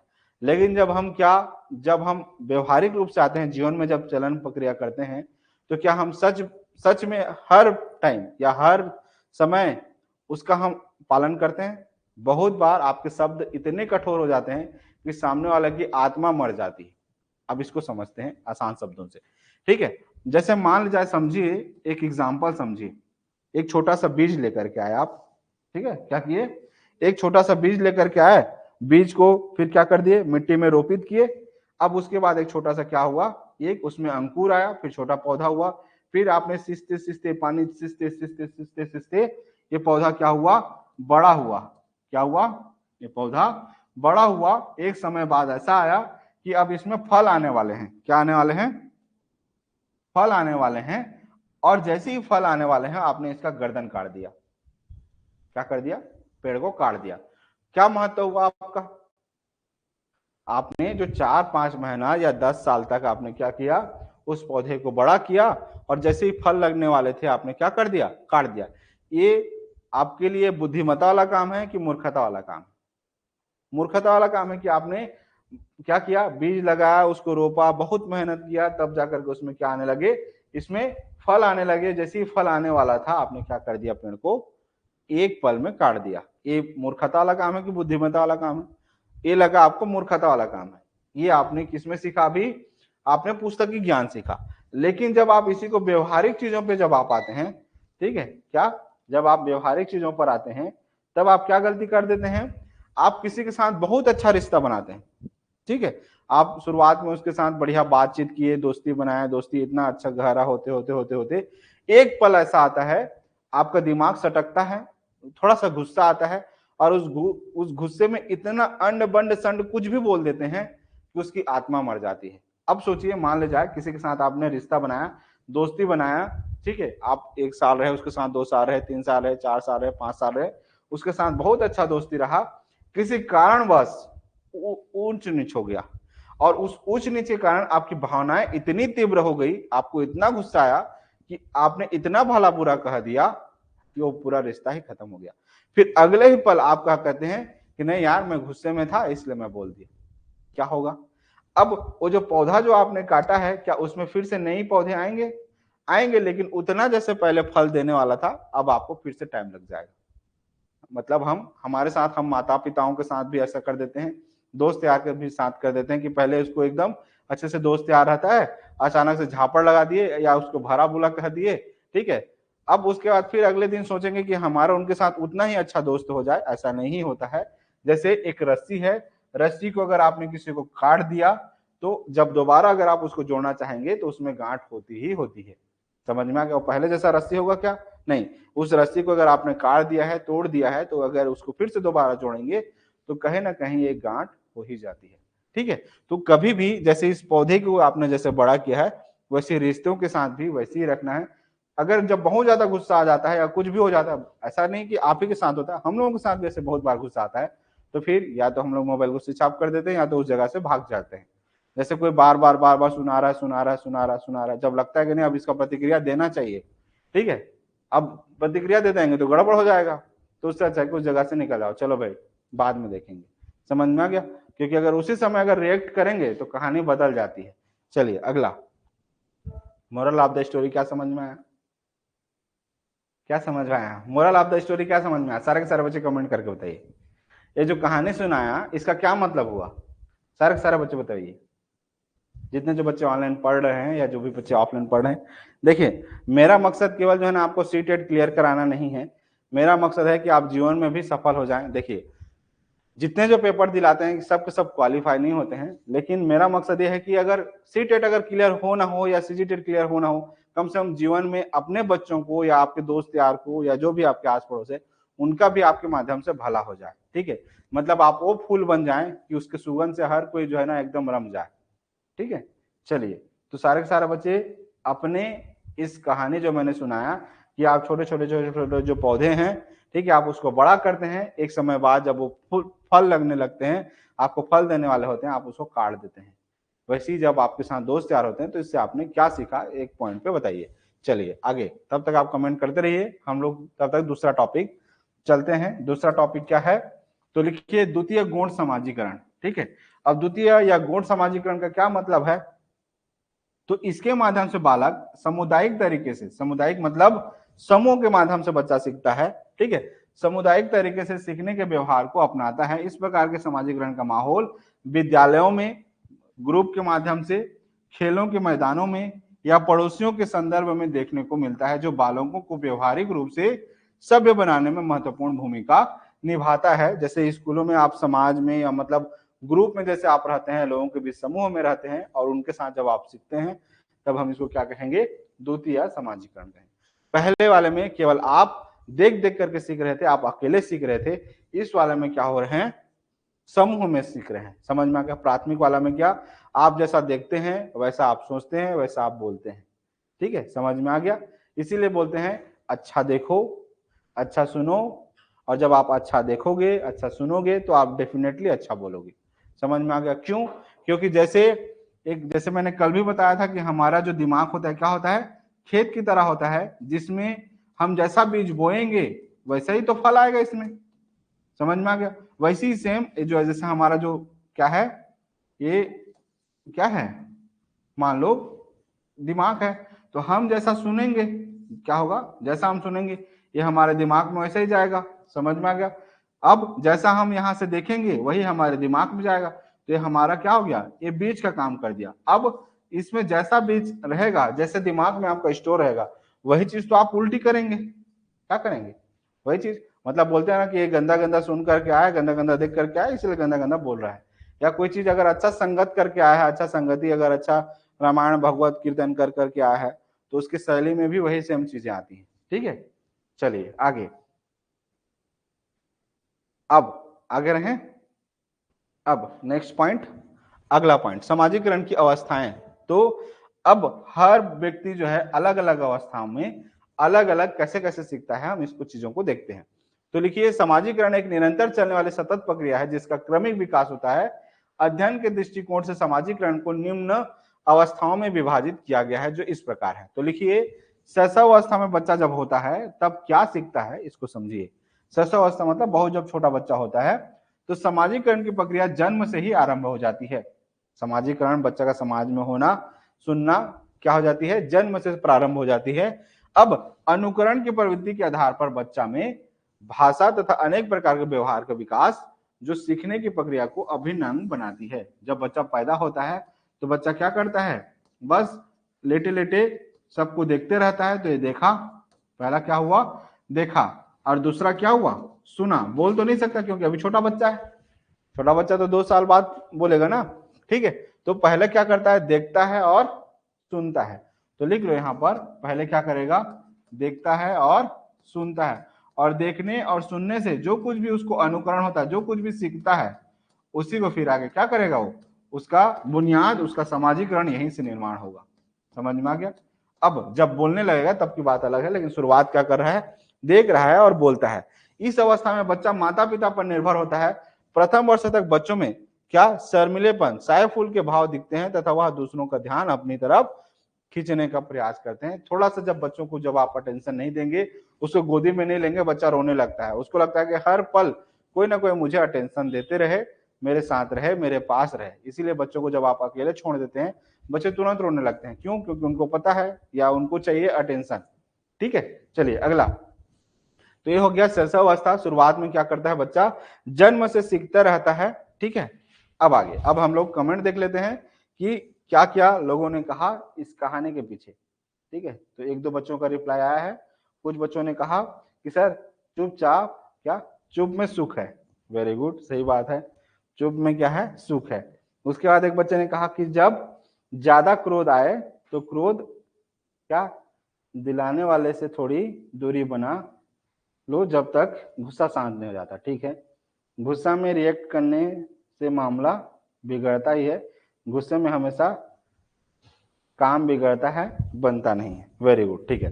जितने जो बच्चे आप लोगों ने रिप्लाई दिया सभी का बहुत बहुत धन्यवाद, सबके विचार अच्छे हैं। अब आगे बढ़ते हैं। प्रारंभिक बाल्यावस्था, जब बच्चा प्रारंभिक बाल्यावस्था में होता है तब क्या सीखता है, तो इसको लिखिए। जब बच्चा प्रारंभिक बाल्यावस्था में होता है तो बच्चों में क्या होता है, आक्रामकता की प्रवृत्ति होती है, नाराज होने की प्रवृत्ति ज्यादा होती है, आपस में झगड़ने की प्रवृत्ति ज्यादा होती है। ठीक है, मतलब वो बात बात में क्या हो जाते हैं, नाराज हो जाते हैं, छोटे छोटे बच्चे, क्योंकि उनको अटेंशन चाहिए। जैसे कुछ बच्चे ऐसे होते हैं जिनको अगर आप अटेंशन नहीं देंगे तो वो नाराज हो जाते हैं, फिर चिढ़ने लगते हैं, रोने लगते हैं। ठीक है, तो उनको हमेशा अटेंशन चाहिए।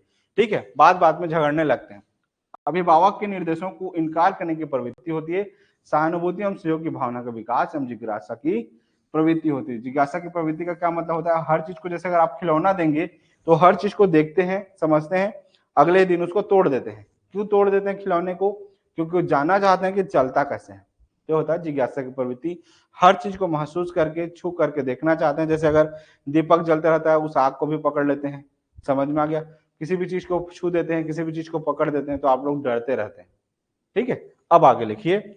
उत्तर बाल्यावस्था काल, इस अवस्था में बालक में अन्य लोगों के विचारों और सुझावों को स्वीकार करने की प्रवृत्ति बढ़ जाती है। अभी केवल क्या कर रहा है, केवल सुन रहा है, समझ रहा है, अभी व्यक्त नहीं कर रहा था। अब यहां से क्या होगा, व्यक्त करना चालू करेगा। ठीक है, क्या बालकों में अन्य लोगों के विचारों और सुझावों को स्वीकार करने की प्रवृत्ति बढ़ जाती है, जैसे प्रतियोगिता की भावना का विकास होने लगता है। अब इस बच्चे में क्या हो रहा है, अब कंपटीशन की भावना चालू होगी। ठीक है, सहानुभूति की भावना का विकास होगा, बालकों में पक्षपात भेदभाव की प्रवृत्ति का विकास होगा, और बालकों में दायित्व एवं जवाबदेही का विकास होगा। कौन से काल में, उत्तर बाल्यावस्था में। ठीक है, चलिए आगे। धीरे धीरे धीरे धीरे धीरे धीरे बच्चों में होता है। चलिए अगला पॉइंट, 2-4 पॉइंट और हैं, उसके बाद चैप्टर कंप्लीट है। आगे बढ़ते हैं। अब किशोरावस्था में, किशोरावस्था सबसे जटिल होता है। ठीक है, अब कठिन क्यों होता है, क्योंकि अहम ब्रह्मास्मि वाला गुण होता है बच्चों में। ठीक है, हर कुछ क्या होते हैं, हमें सब कुछ जानते हैं वाला कहानी होता है। ठीक है, तो किशोरावस्था में समझिए क्या है, तो सामाजिकरण की जटिल अवस्था है। क्या है, जटिल अवस्था है। अब समकक्ष मित्रों एवं समूहों के साथ समायोजन करना। ठीक है, अब उनका किसके साथ तालमेल होता है, मित्रों के साथ या समूहों के साथ। अगर उसी के साथ, अगर बड़ों के साथ अगर तालमेल कहेंगे तो अभी तालमेल नहीं होगा।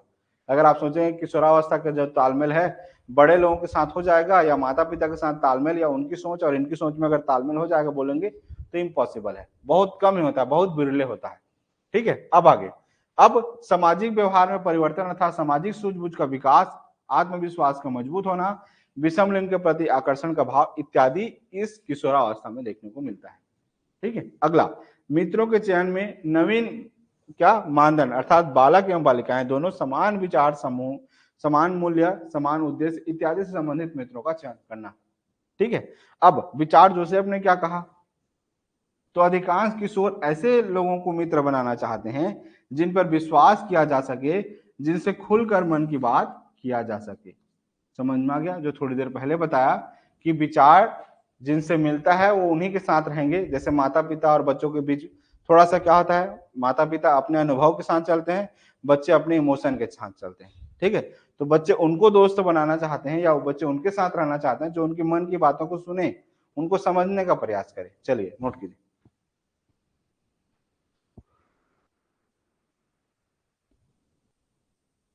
अब नेक्स्ट, समाजीकरण की प्रक्रिया के अगला मुख्य अभिकर्ता। ठीक है, 2 ही 3 पॉइंट है, उसके बाद खत्म है। अब इसको समझिए, समाजीकरण की प्रक्रिया में मुख्य अभिकर्ता कौन है, तो सबसे बड़ा कौन है, अध्यापक की भूमिका, क्योंकि आप टीचर हैं।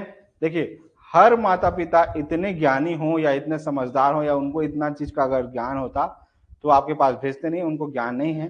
तो अब आपका मुख्य कर्तव्य बनता है कि आप बच्चे को कैसे सामाजिकरण में लेकर के आएंगे, उनके उनके दिमाग में कैसे आप बीज बोएंगे नैतिक मूल्यों का, सूझबूझ का, बुद्धि का, सब चीजों का। ठीक है, अभी आपका कर्तव्य है, आप ही सारा कुछ करेंगे। ठीक है, तो इसी को समझिए, विद्यालय न केवल शिक्षा का एक औपचारिक साधन है, बल्कि यह बच्चे के सामाजिकरण की प्रक्रिया को तीव्र गति प्रदान करता है और विद्यालय के इस कार्य में शिक्षक की भूमिका सर्वाधिक अहम होती है। जैसे थोड़ी देर पहले ही मैंने कहा कि बच्चे अनुकरण करते हैं, जैसे टीचर जैसा होगा बच्चे भी वैसे ही करेंगे। ठीक है, बच्चों का मतलब टीचरों का जैसा रहन सहन होगा बच्चे भी वैसे ही सीखेंगे। इसीलिए उस समय आपका अहम कर्तव्य हो जाता है कि आप बच्चों को वो रिप्रेजेंट करें, जिस चीज को आप सिखाना चाहते हैं आप भी उसको वैसे ही करें। जैसे अगर बच्चों को आपने कहा कि नशा पानी नहीं करना चाहिए, ठीक है, मतलब दारू सिगरेट मद महुआ जितने जो नशीले पदार्थ हैं उससे आपको दूर रहना है, ये आपने शिक्षक होकर के आपने ज्ञान दिया। अगले ही पल आप क्या कर रहे हैं, जैसे हमने इंजीनियरिंग प्रोफेसरों को देखा है, इंजीनियरिंग प्रोफेसर ने क्या कहा कि नशा नहीं करना चाहिए, अगले ही पल वही प्रोफेसर जो है अपने जो सीनियर जो स्टूडेंट हैं उनके साथ सिगरेट पीते हुए दिख रहे हैं, कहां पर, टफरी पर। अब बच्चा क्या सीखेगा? ये तो हो गए कॉलेज के बच्चों की बात। इसी को छोटे बच्चों की बात समझिए। अगर मान लीजिए कोई शिक्षक है जो बोल रहा है कि नशा नहीं करना चाहिए, अब छोटे ही बच्चे ही देख रहे हैं कि वो बच्चा जो है, मतलब बच्चा क्या देख रहा है, टीचर को नाली पे गिरा पड़ा हुआ दिख रहा है, बच्चा क्या सीखेगा? बच्चा जो है बातों से ज्यादा एक्शन से सीखता है। समझ में याद रखना, बच्चे जो है बातों से ज्यादा आपके कर्मों को देख करके सीखता है। इसीलिए जैसे आप रिप्रेजेंट करेंगे बच्चा वैसे ही सीखेगा। अगर आप 50 बार बोलेंगे कि नशा नहीं करना चाहिए, नशा नहीं करना चाहिए, और अगले पल आप नशा कर रहे हैं, तो आपको बच्चा जो है आपकी बातों को वैल्यू नहीं देगा। अगर आप कह रहे हैं कि गुटखा नहीं खाना चाहिए, अगले ही पल आप फिर से पाउच फाड़ रहे हैं और उनके सामने खा रहे हैं, तो नहीं हो पाएगा। ठीक है, चलिए अगला। लेकिन अब आगे, परिवार के बाद बच्चों को विद्यालय में प्रवेश मिलता है। अध्यापक की शिक्षा के द्वारा बच्चों में वे सामाजिक सांस्कृतिक मूल्य पैदा करता है जो समाज एवं संस्कृति में मान्य होते हैं। ठीक है, अब यही को स्कूल में खेल प्रक्रिया द्वारा बच्चे में अब अलग अलग हम क्या करते हैं, गुण विकसित करते हैं, जैसे खेल के माध्यम से। तो खेल के माध्यम से हमने सबसे पहला तो हम टीम वर्क सिखाते हैं कि आपस में जब आप खेल में रहते हैं तो हमेशा टीम वर्क करते हैं। ठीक है, सब एक साथ मिलकर करते हैं, आप इंडिविजुअल नहीं करते हैं। दूसरा, सब में क्या हो, सहयोग की भावना हो, सब में अनुशासन हो, किसी में भी प्रकार का चिट उट ना हो, सामूहिक कार्य आदि सीखते हैं। इस प्रकार विद्यालय बच्चों में आधारभूत सामाजिक व्यवहार तथा व्यवहार के सिद्धांतों की नींव डालता है। अगर स्कूलों में अगर खेल की भावना अगर ना दें, जैसे बहुत सारे पेरेंट्स जिनको ज्ञान नहीं होता है वो लोग आकर के कहते हैं कि सर स्कूल में पढ़ाई से ज्यादा जो है खेल कूद एक्टिविटी करवाई जाती है। अब उन पेरेंट्स को कैसे समझाएं कि भाई केवल परसेंट के पीछे मत भागिए, बच्चों के सर्वांगीण विकास पर भी भागिए। बच्चे, कुछ पेरेंट्स ऐसे होते हैं, मतलब मेरे पिछले 10 सालों का अनुभव है, मैं सबको नहीं बोलता, कुछ पेरेंट्स ऐसे हैं जो केवल परसेंट के पीछे भागते हैं। कुछ पेरेंट्स ऐसे होते हैं जो मेरे यहाँ क्या नॉलेज के लिए या स्कूलों में नॉलेज के लिए भेजते हैं, उनको परसेंट से कोई मतलब नहीं। जैसे बहुत सारे पेरेंट्स मेरे यहाँ ऐसे भी आते हैं जिनको नवोदय स्कूल में भेजना नहीं होता है, सैनिक स्कूल में भेजना नहीं होता है, मिलिट्री स्कूल में भेजना नहीं होता है, उत्कर्ष में भेजना नहीं होता है, लेकिन वो मेरे पास इसलिए भेजते हैं कि इनका स्किल डेवलप हो जाए, इनको मैथ्स का रीजनिंग का स्किल बहुत अच्छा हो जाए, बनाने का स्किल अच्छा हो जाए, अच्छा उनका लेवल अच्छा, स्टडी लेवल अच्छा हो जाए, इसलिए वो लोग भेजते हैं। उनका मकसद वो नहीं, स्कूल भेजना नहीं है, लेकिन बस चाहते हैं कि बच्चे का लेवल स्कूल से थोड़ा सा अच्छा हो जाए। समझ में आ गया?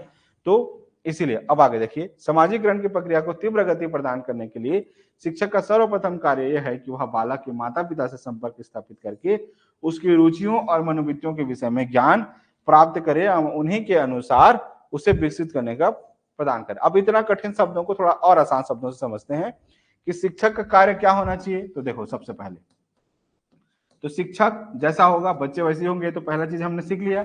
दूसरा पॉइंट, जब आप किसी बच्चे को ऑब्जर्वेशन कर रहे हैं कि बच्चा जो है गुमसुम सा है, चुपचाप बैठा हुआ है, कोई रिप्लाई नहीं देता है, लोगों के बीच खेलता कूदता नहीं है, कुछ भी नहीं है, मतलब सबसे कटा हुआ है, तो आपका पहला कर्तव्य क्या होना चाहिए, इस बच्चे के आप माता पिता से मिलिए।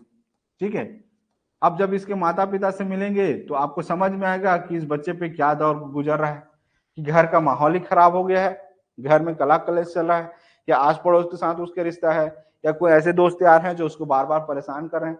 मतलब सिंपल सा पॉइंट क्या है कि आपको क्या करना है, बच्चे का प्रॉब्लम को फाइंड आउट करना है।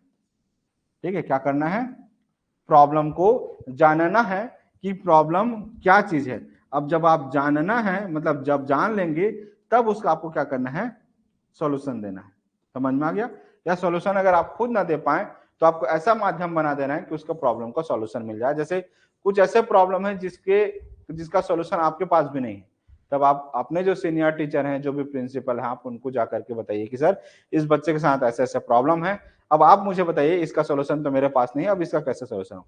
जैसे मेरे यहाँ एक दो बच्चे पिछले बार आए हुए थे, ठीक है, मेंटली रूप से वो लोग परेशान थे, मैंने साइकियाट्रिस्ट को बुलाया, ठीक है, जो अपने पहचान के, फिर उन्होंने काउंसलिंग किया, अब उनका जो प्रॉब्लम है अब पूरी तरह से ठीक हो गया।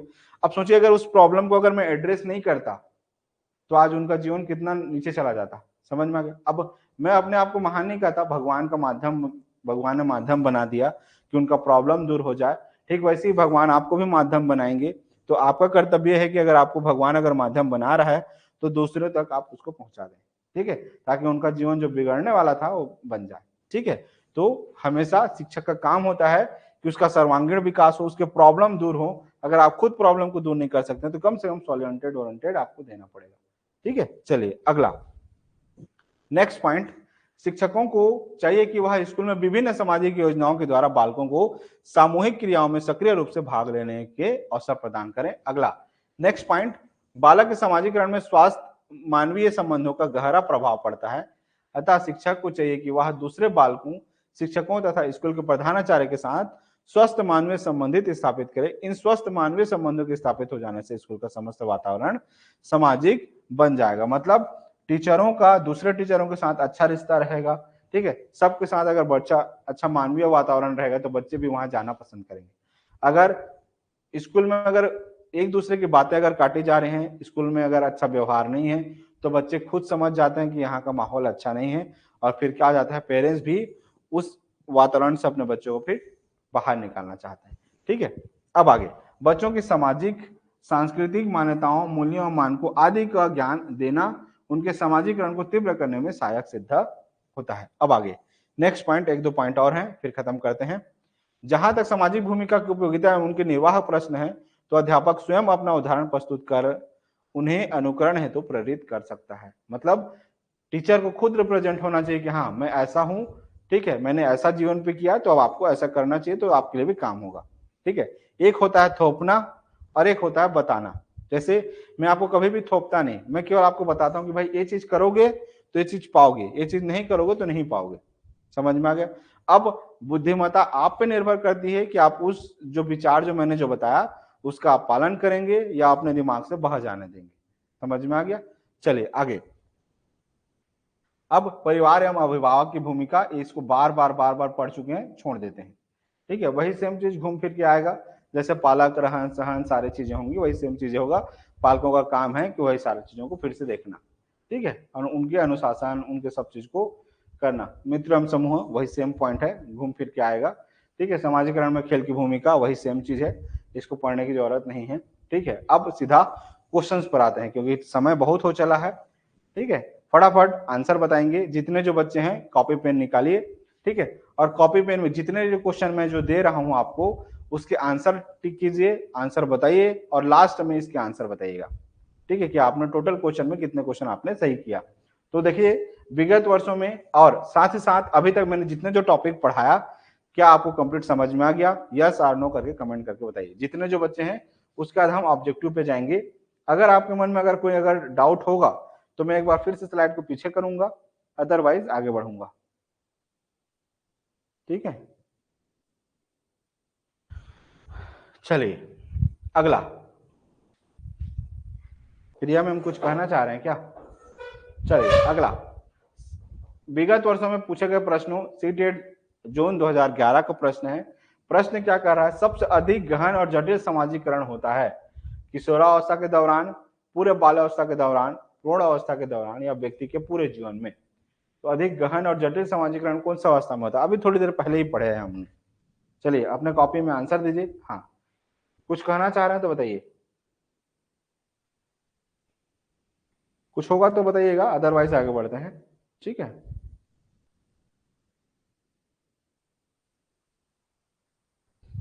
चलिए लिख लिए सबको सब आंसर। अगला क्वेश्चन लिखिए। क्वेश्चन क्या कह रहा है कि शिक्षकों को यह सलाह दी जाती है कि वे अपने शिक्षार्थियों को सामूहिक गतिविधियों में शामिल करें, क्योंकि सीखने को सुगम बनाने के अतिरिक्त ये निम्नलिखित में से सहायता करती हैं। क्या? दुश्चिंता, समाजीकरण, मूल्य द्वंद या आक्रामकता। तो इसमें से क्या होगा आंसर, सारे के सारे बच्चे बताइए। कि शिक्षकों को यह सलाह दी जाती है कि वे अपने शिक्षार्थियों को सामूहिक गतिविधियों में शामिल करें, क्योंकि सीखने को सुगम बनाने के अतिरिक्त, ठीक है, तो क्या आंसर होगा इसका बताइए।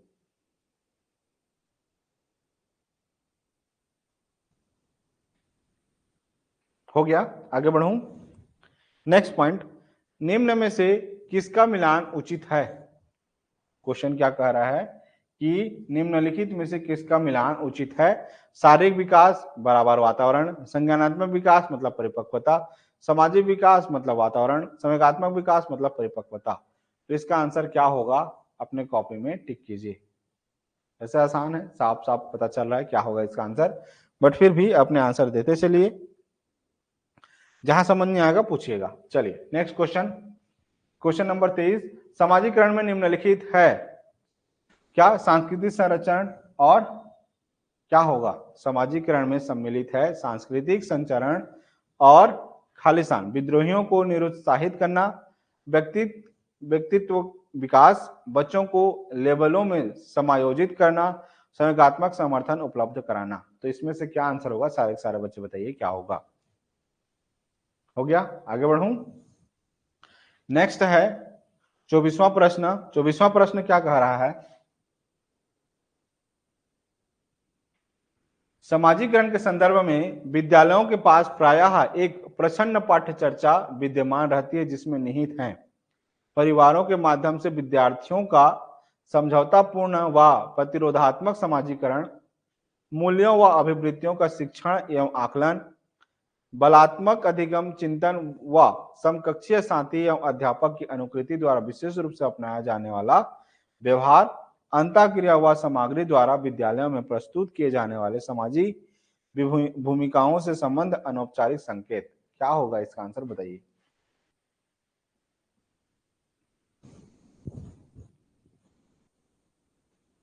सारे के सारे बच्चे जल्दी आंसर बताइए क्या होगा।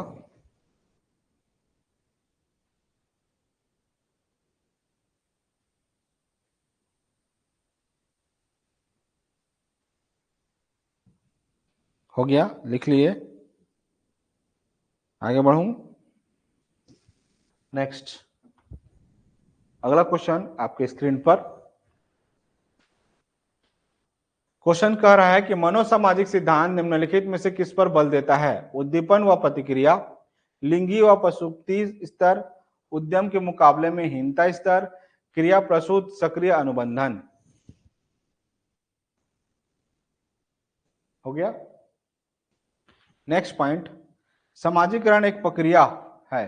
क्या, समाजीकरण एक प्रक्रिया है मूल्यों, विश्वासों तथा अपेक्षाओं को अर्जित करने की, मित्रों के साथ सामाजिक बनने की, घुलने मिलने तथा समायोजन करने की, एक समाज की संस्कृति की आलोचना करना सीखने की। तो इसमें से क्या होगा, आसान है बहुत, सीटेट फरवरी 2015 का प्रश्न है, ठीक है, आसानी से आप बना लेंगे।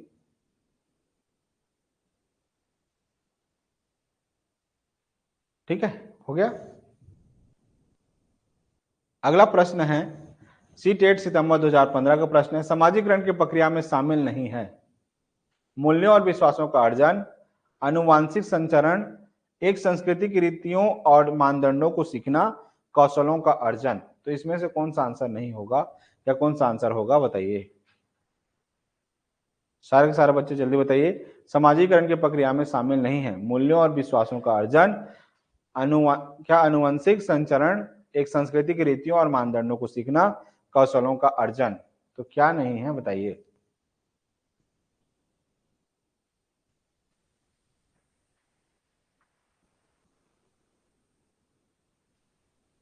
हो गया।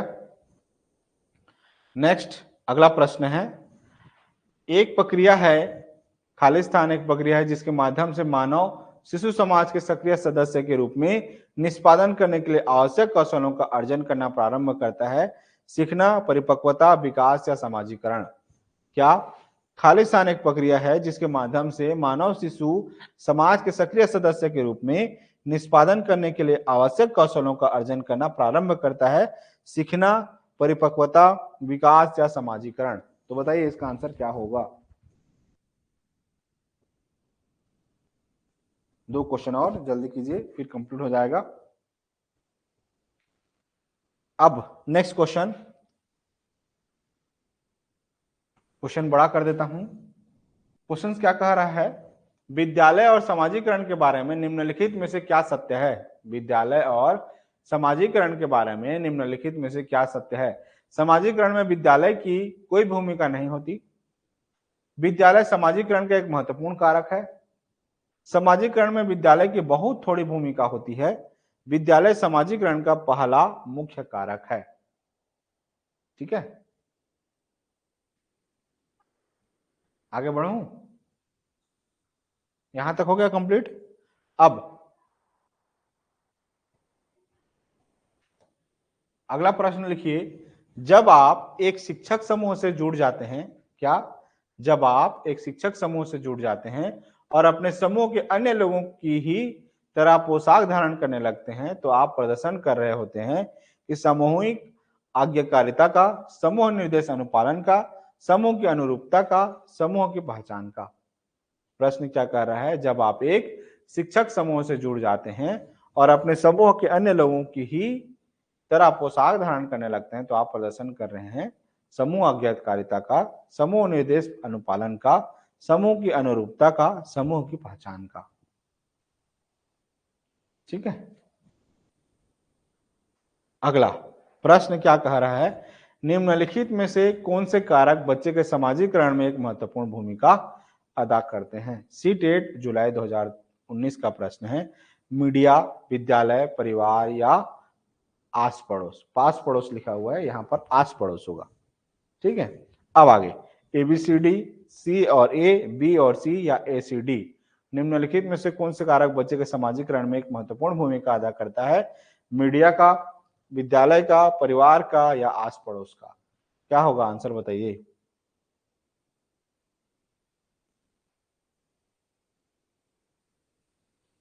हो गया, लिख लिए।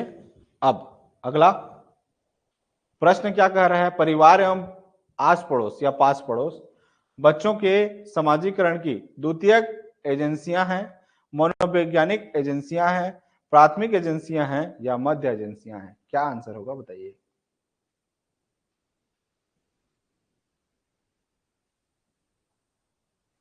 आगे बढ़ूं, उसके बाद अब जितने जो बच्चे हैं, एक अगला प्रश्न देखिए। प्रश्न क्या कह रहा है, बच्चों के समाजीकरण में विद्यालय खालिस्तान प्राथमिक कारक है, द्वितीयक कारक है, कि कोई भूमिका नहीं है, कि बहुत कम भूमिका है। तो क्या आंसर होगा बताइए।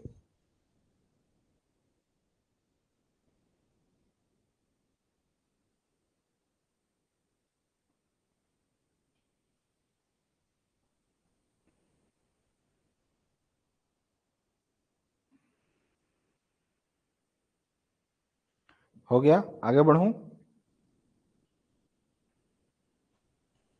अगला अगला प्रश्न है,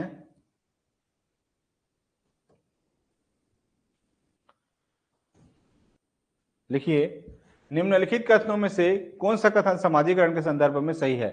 मीडिया और परिवार समाजीकरण के द्वितीयक संस्थान है, सभी संस्कृतियों में समाजीकरण का तरीका एक समान है, समाजीकरण एक जटिल प्रक्रिया है जिसमें कई संस्थान बच्चों के जीवन में अलग अलग समय अवधारणा पर प्रभाव डालती हैं, द्वितीयक समाजीकरण सबसे पहले तय तय होता है जब बच्चे अपने भूमिगत पहचान को और भाषा को सीखते हैं। ठीक है, एक बार इतने को समझिए, फिर चौथा ऑप्शन थोड़ा सा छोटा हो गया है, इसको बड़ा कर दूंगा। निम्नलिखित में से कथनों में कौन सा कथन समाजीकरण के संदर्भ में सही है। मीडिया और परिवार समाजीकरण के द्वितीयक संस्थान है, सभी संस्कृतियों में समाजीकरण का तरीका एक समान है, समाजीकरण एक जटिल प्रक्रिया है जिसमें कई संस्थान बच्चों के जीवन में अलग अलग समय अवधारणाओं पर प्रभाव डालती हैं, और चौथा ऑप्शन है इसी का, ऑप्शन चौथा क्या दिया हुआ है, द्वितीयक समाजीकरण सबसे पहले तब होता है जब बच्चे अपनी व्यक्तिगत पहचान को और भाषा को सीखते हैं। तो आंसर बताइए, 34 का आंसर क्या होगा।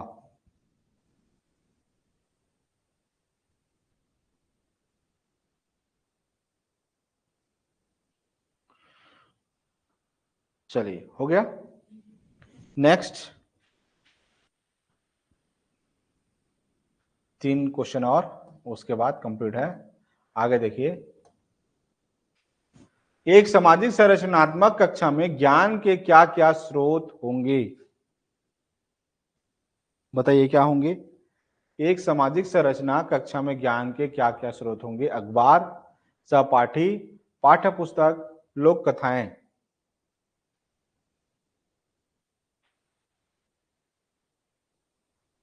हो गया? आगे बढ़ूं? ए सी डी है या बी और सी है, ए बी सी डी है या ए सी डी है? क्या होगा इसका आंसर बताइए। आगे बढ़ूं? नेक्स्ट पॉइंट, विद्यार्थियों का एक समूह अपने खेल के दौरान एक लोकप्रिय नृत्य रियलिटी शो के दृश्य दर्शाता है। 8 वर्षीय सना एक जज के तौर पर दूसरे बच्चों के नृत्य पर टिप्पणियां करती है। यह परिस्थितियां बच्चों के सामाजिकरण में खालिस्तान की महत्वपूर्ण भूमिका दर्शाता है। विद्यार्थियों का एक समूह अपने खेल के दौरान एक लोकप्रिय नृत्य रियलिटी शो के दृश्य दर्शाता है। 8 वर्षीय सना एक जज के तौर पर दूसरे बच्चों के नृत्य पर टिप्पणियां करती है।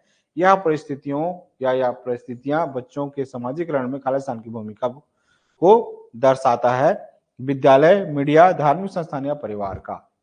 क्या होगा इसका आंसर बताइए।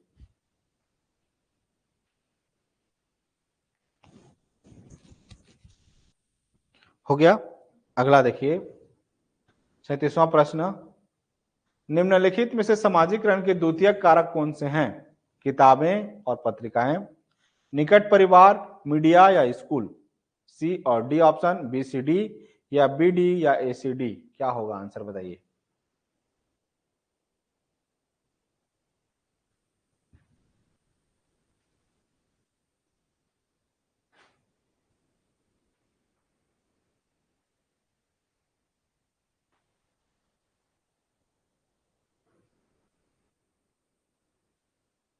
हो गया? आगे बढ़ूं? नेक्स्ट पॉइंट 38वां प्रश्न देखिए। 38वां प्रश्न क्या कह रहा है? कथन है ए, बच्चे अपने समाज की जानकारी, कौशल, मूल्य, रीति रिवाज केवल औपचारिक कारकों से सीखते हैं। तर्क है सामाजिकरण एक सरल और रैखिक प्रक्रिया है जो एक सुनियोजित तरीके से होती है। सही विकल्प चुने। ए और आर दोनों गलत हैं। ठीक है, ए और आर दोनों सही हैं, लेकिन आर ए की सही व्याख्या नहीं है। ये सही है लेकिन आर गलत है। ए और आर दोनों सही हैं तथा आर ए की सही व्याख्या करता है। तो आंसर बताइए क्या होगा। हो गया? सारे सारे आंसर बताइए। कंप्लीट हो गया। अब जितने जो बच्चे आंसर दिए हैं, हमने शुरुआत कहां से किया? 20 क्वेश्चन से। ठीक है, यहां देखिए, यहां से हम लोगों ने चालू किया।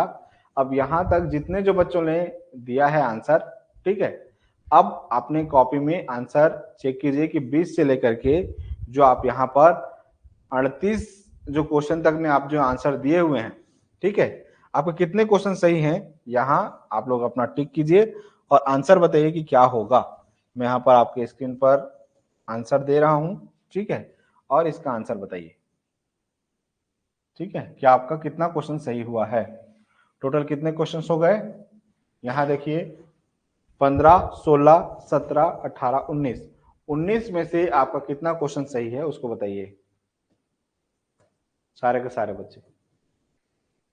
19 में से 20 का ऑप्शन ए सही है, ठीक है, 21 का 2 सही है, 22 का 3 सही है, 23 का 2 सही है, 24 का 4 सही है, 25 का 3 सही है, 26 का 1 सही है, 27 का 2 सही है, 28 का 4 सही है, 29 का 2 सही है, 30 का 4 सही है, 31 का 1 सही है, 32 का 3 सही है, 33 का 2 सही है, 34 का 3 सही है, 35 का 3 सही है, 36 का 1 सही है, 37 का 4 और 38 का 1।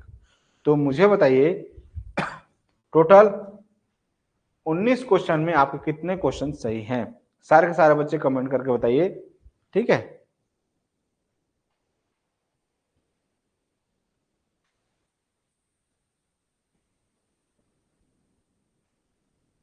आंसर बताइए टोटल कितने सही हैं। ऑनलाइन वाले बच्चे अपना आंसर दे ही रहे हैं, ठीक है, बाकी बच्चे भी आंसर देते चले। कितना सही है? 13 क्वेश्चन सही है, वेरी गुड। ठीक है, एक बच्ची का 13 सही है। बाकी बच्चे लोग बताइए। 19 में 13 सही है। बाकी इधर ऑनलाइन वाले बच्चों का कुछ का 19 में 11 सही है, कुछ का 11 सही है, 9 सही है। ठीक है, वेरी गुड। 9, 10, 11, 12, ठीक है। 13 से किसी का आगे? 9 सही है 19 में से, ठीक है, वेरी गुड। 13 सही है, ठीक है। और बाकी बच्चे अपना आंसर देते चलिए।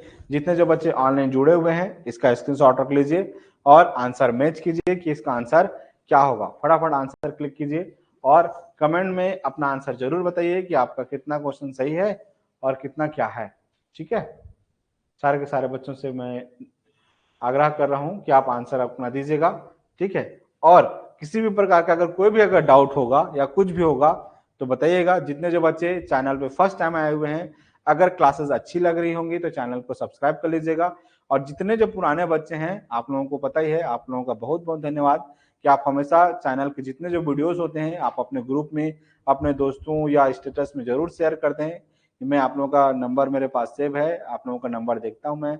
आप लोग जब आप शेयर वगैरह करते हैं बहुत अच्छा लगता है, स्पेशली जब आप मैं कुछ भी पोस्ट करता हूँ, जैसे नवोदय सैनिक की नए बैच चालू हैं तो आप लोग अपने अपने स्टेटस में लगाते हैं, फेसबुक में शेयर करते हैं, बहुत अच्छा लगता है। जो बच्चे फर्स्ट टाइम चैनल पे आए हैं और जो ग्रुप में नहीं जुड़े हुए हैं, इस नंबर को नोट कर लीजिए 9669334253। आप मुझे मैसेज करेंगे, मैं आपको ग्रुप में जोड़ दूंगा सीटेट और सीजीटेट के। ठीक है, या नवोदय सैनिक के जो बच्चे ऑफिस विजिट करना चाहते हैं कुछ भी इंक्वायरी के लिए, चाहे सीजीपीएससी हो, चाहे व्यापम हो, चाहे ट्यूशन क्लास पहले से लेकर के 12वीं तक का हो, चाहे स्पोकन इंग्लिश की क्लासेस हों, चाहे नवोदय हो, चाहे सैनिक हो, चाहे मिलिट्री हो। ठीक है, हमारा घंटाघर का पता है घंटाघर के पास HIG 62, MP नगर, डॉक्टर दानिया आई हॉस्पिटल के सामने, कोरबा छत्तीसगढ़। ठीक है, पिछले लगातार 5 वर्षों में सबसे ज्यादा रिजल्ट रहा है और 1 अप्रैल से हमारे नए बैच चालू हो चुकी हैं। ठीक है, तो जो भी आपके भाई बहन होंगे जो क्लास 3rd से लेकर के या क्लास 1st to 12th में है, आप उनको डेमो के लिए भेज सकते हैं। अगर अभी जो क्लासेस जितनी जो चली हैं 1 घंटे 1.5 घंटे, अगर जहां पर भी अगर समझ में आया होगा या नहीं समझ में आया होगा तो कमेंट करके बताइए। ठीक है, आपका फीडबैक से पता चलता है कि हमको और कितना मेहनत करने की जरूरत है। ठीक है, सभी का बहुत बहुत धन्यवाद, आप लोग अभी तक जुड़े हुए हैं। ठीक है, जितने जो बच्चे हैं दिल से धन्यवाद। आज के लिए इतना ही, मिलते हैं कम सेम टाइमिंग पर। ठीक है, बहुत बहुत धन्यवाद, thank you so much everyone. ठीक है, जय हिंद, मिलते हैं कल सेम टाइमिंग पे।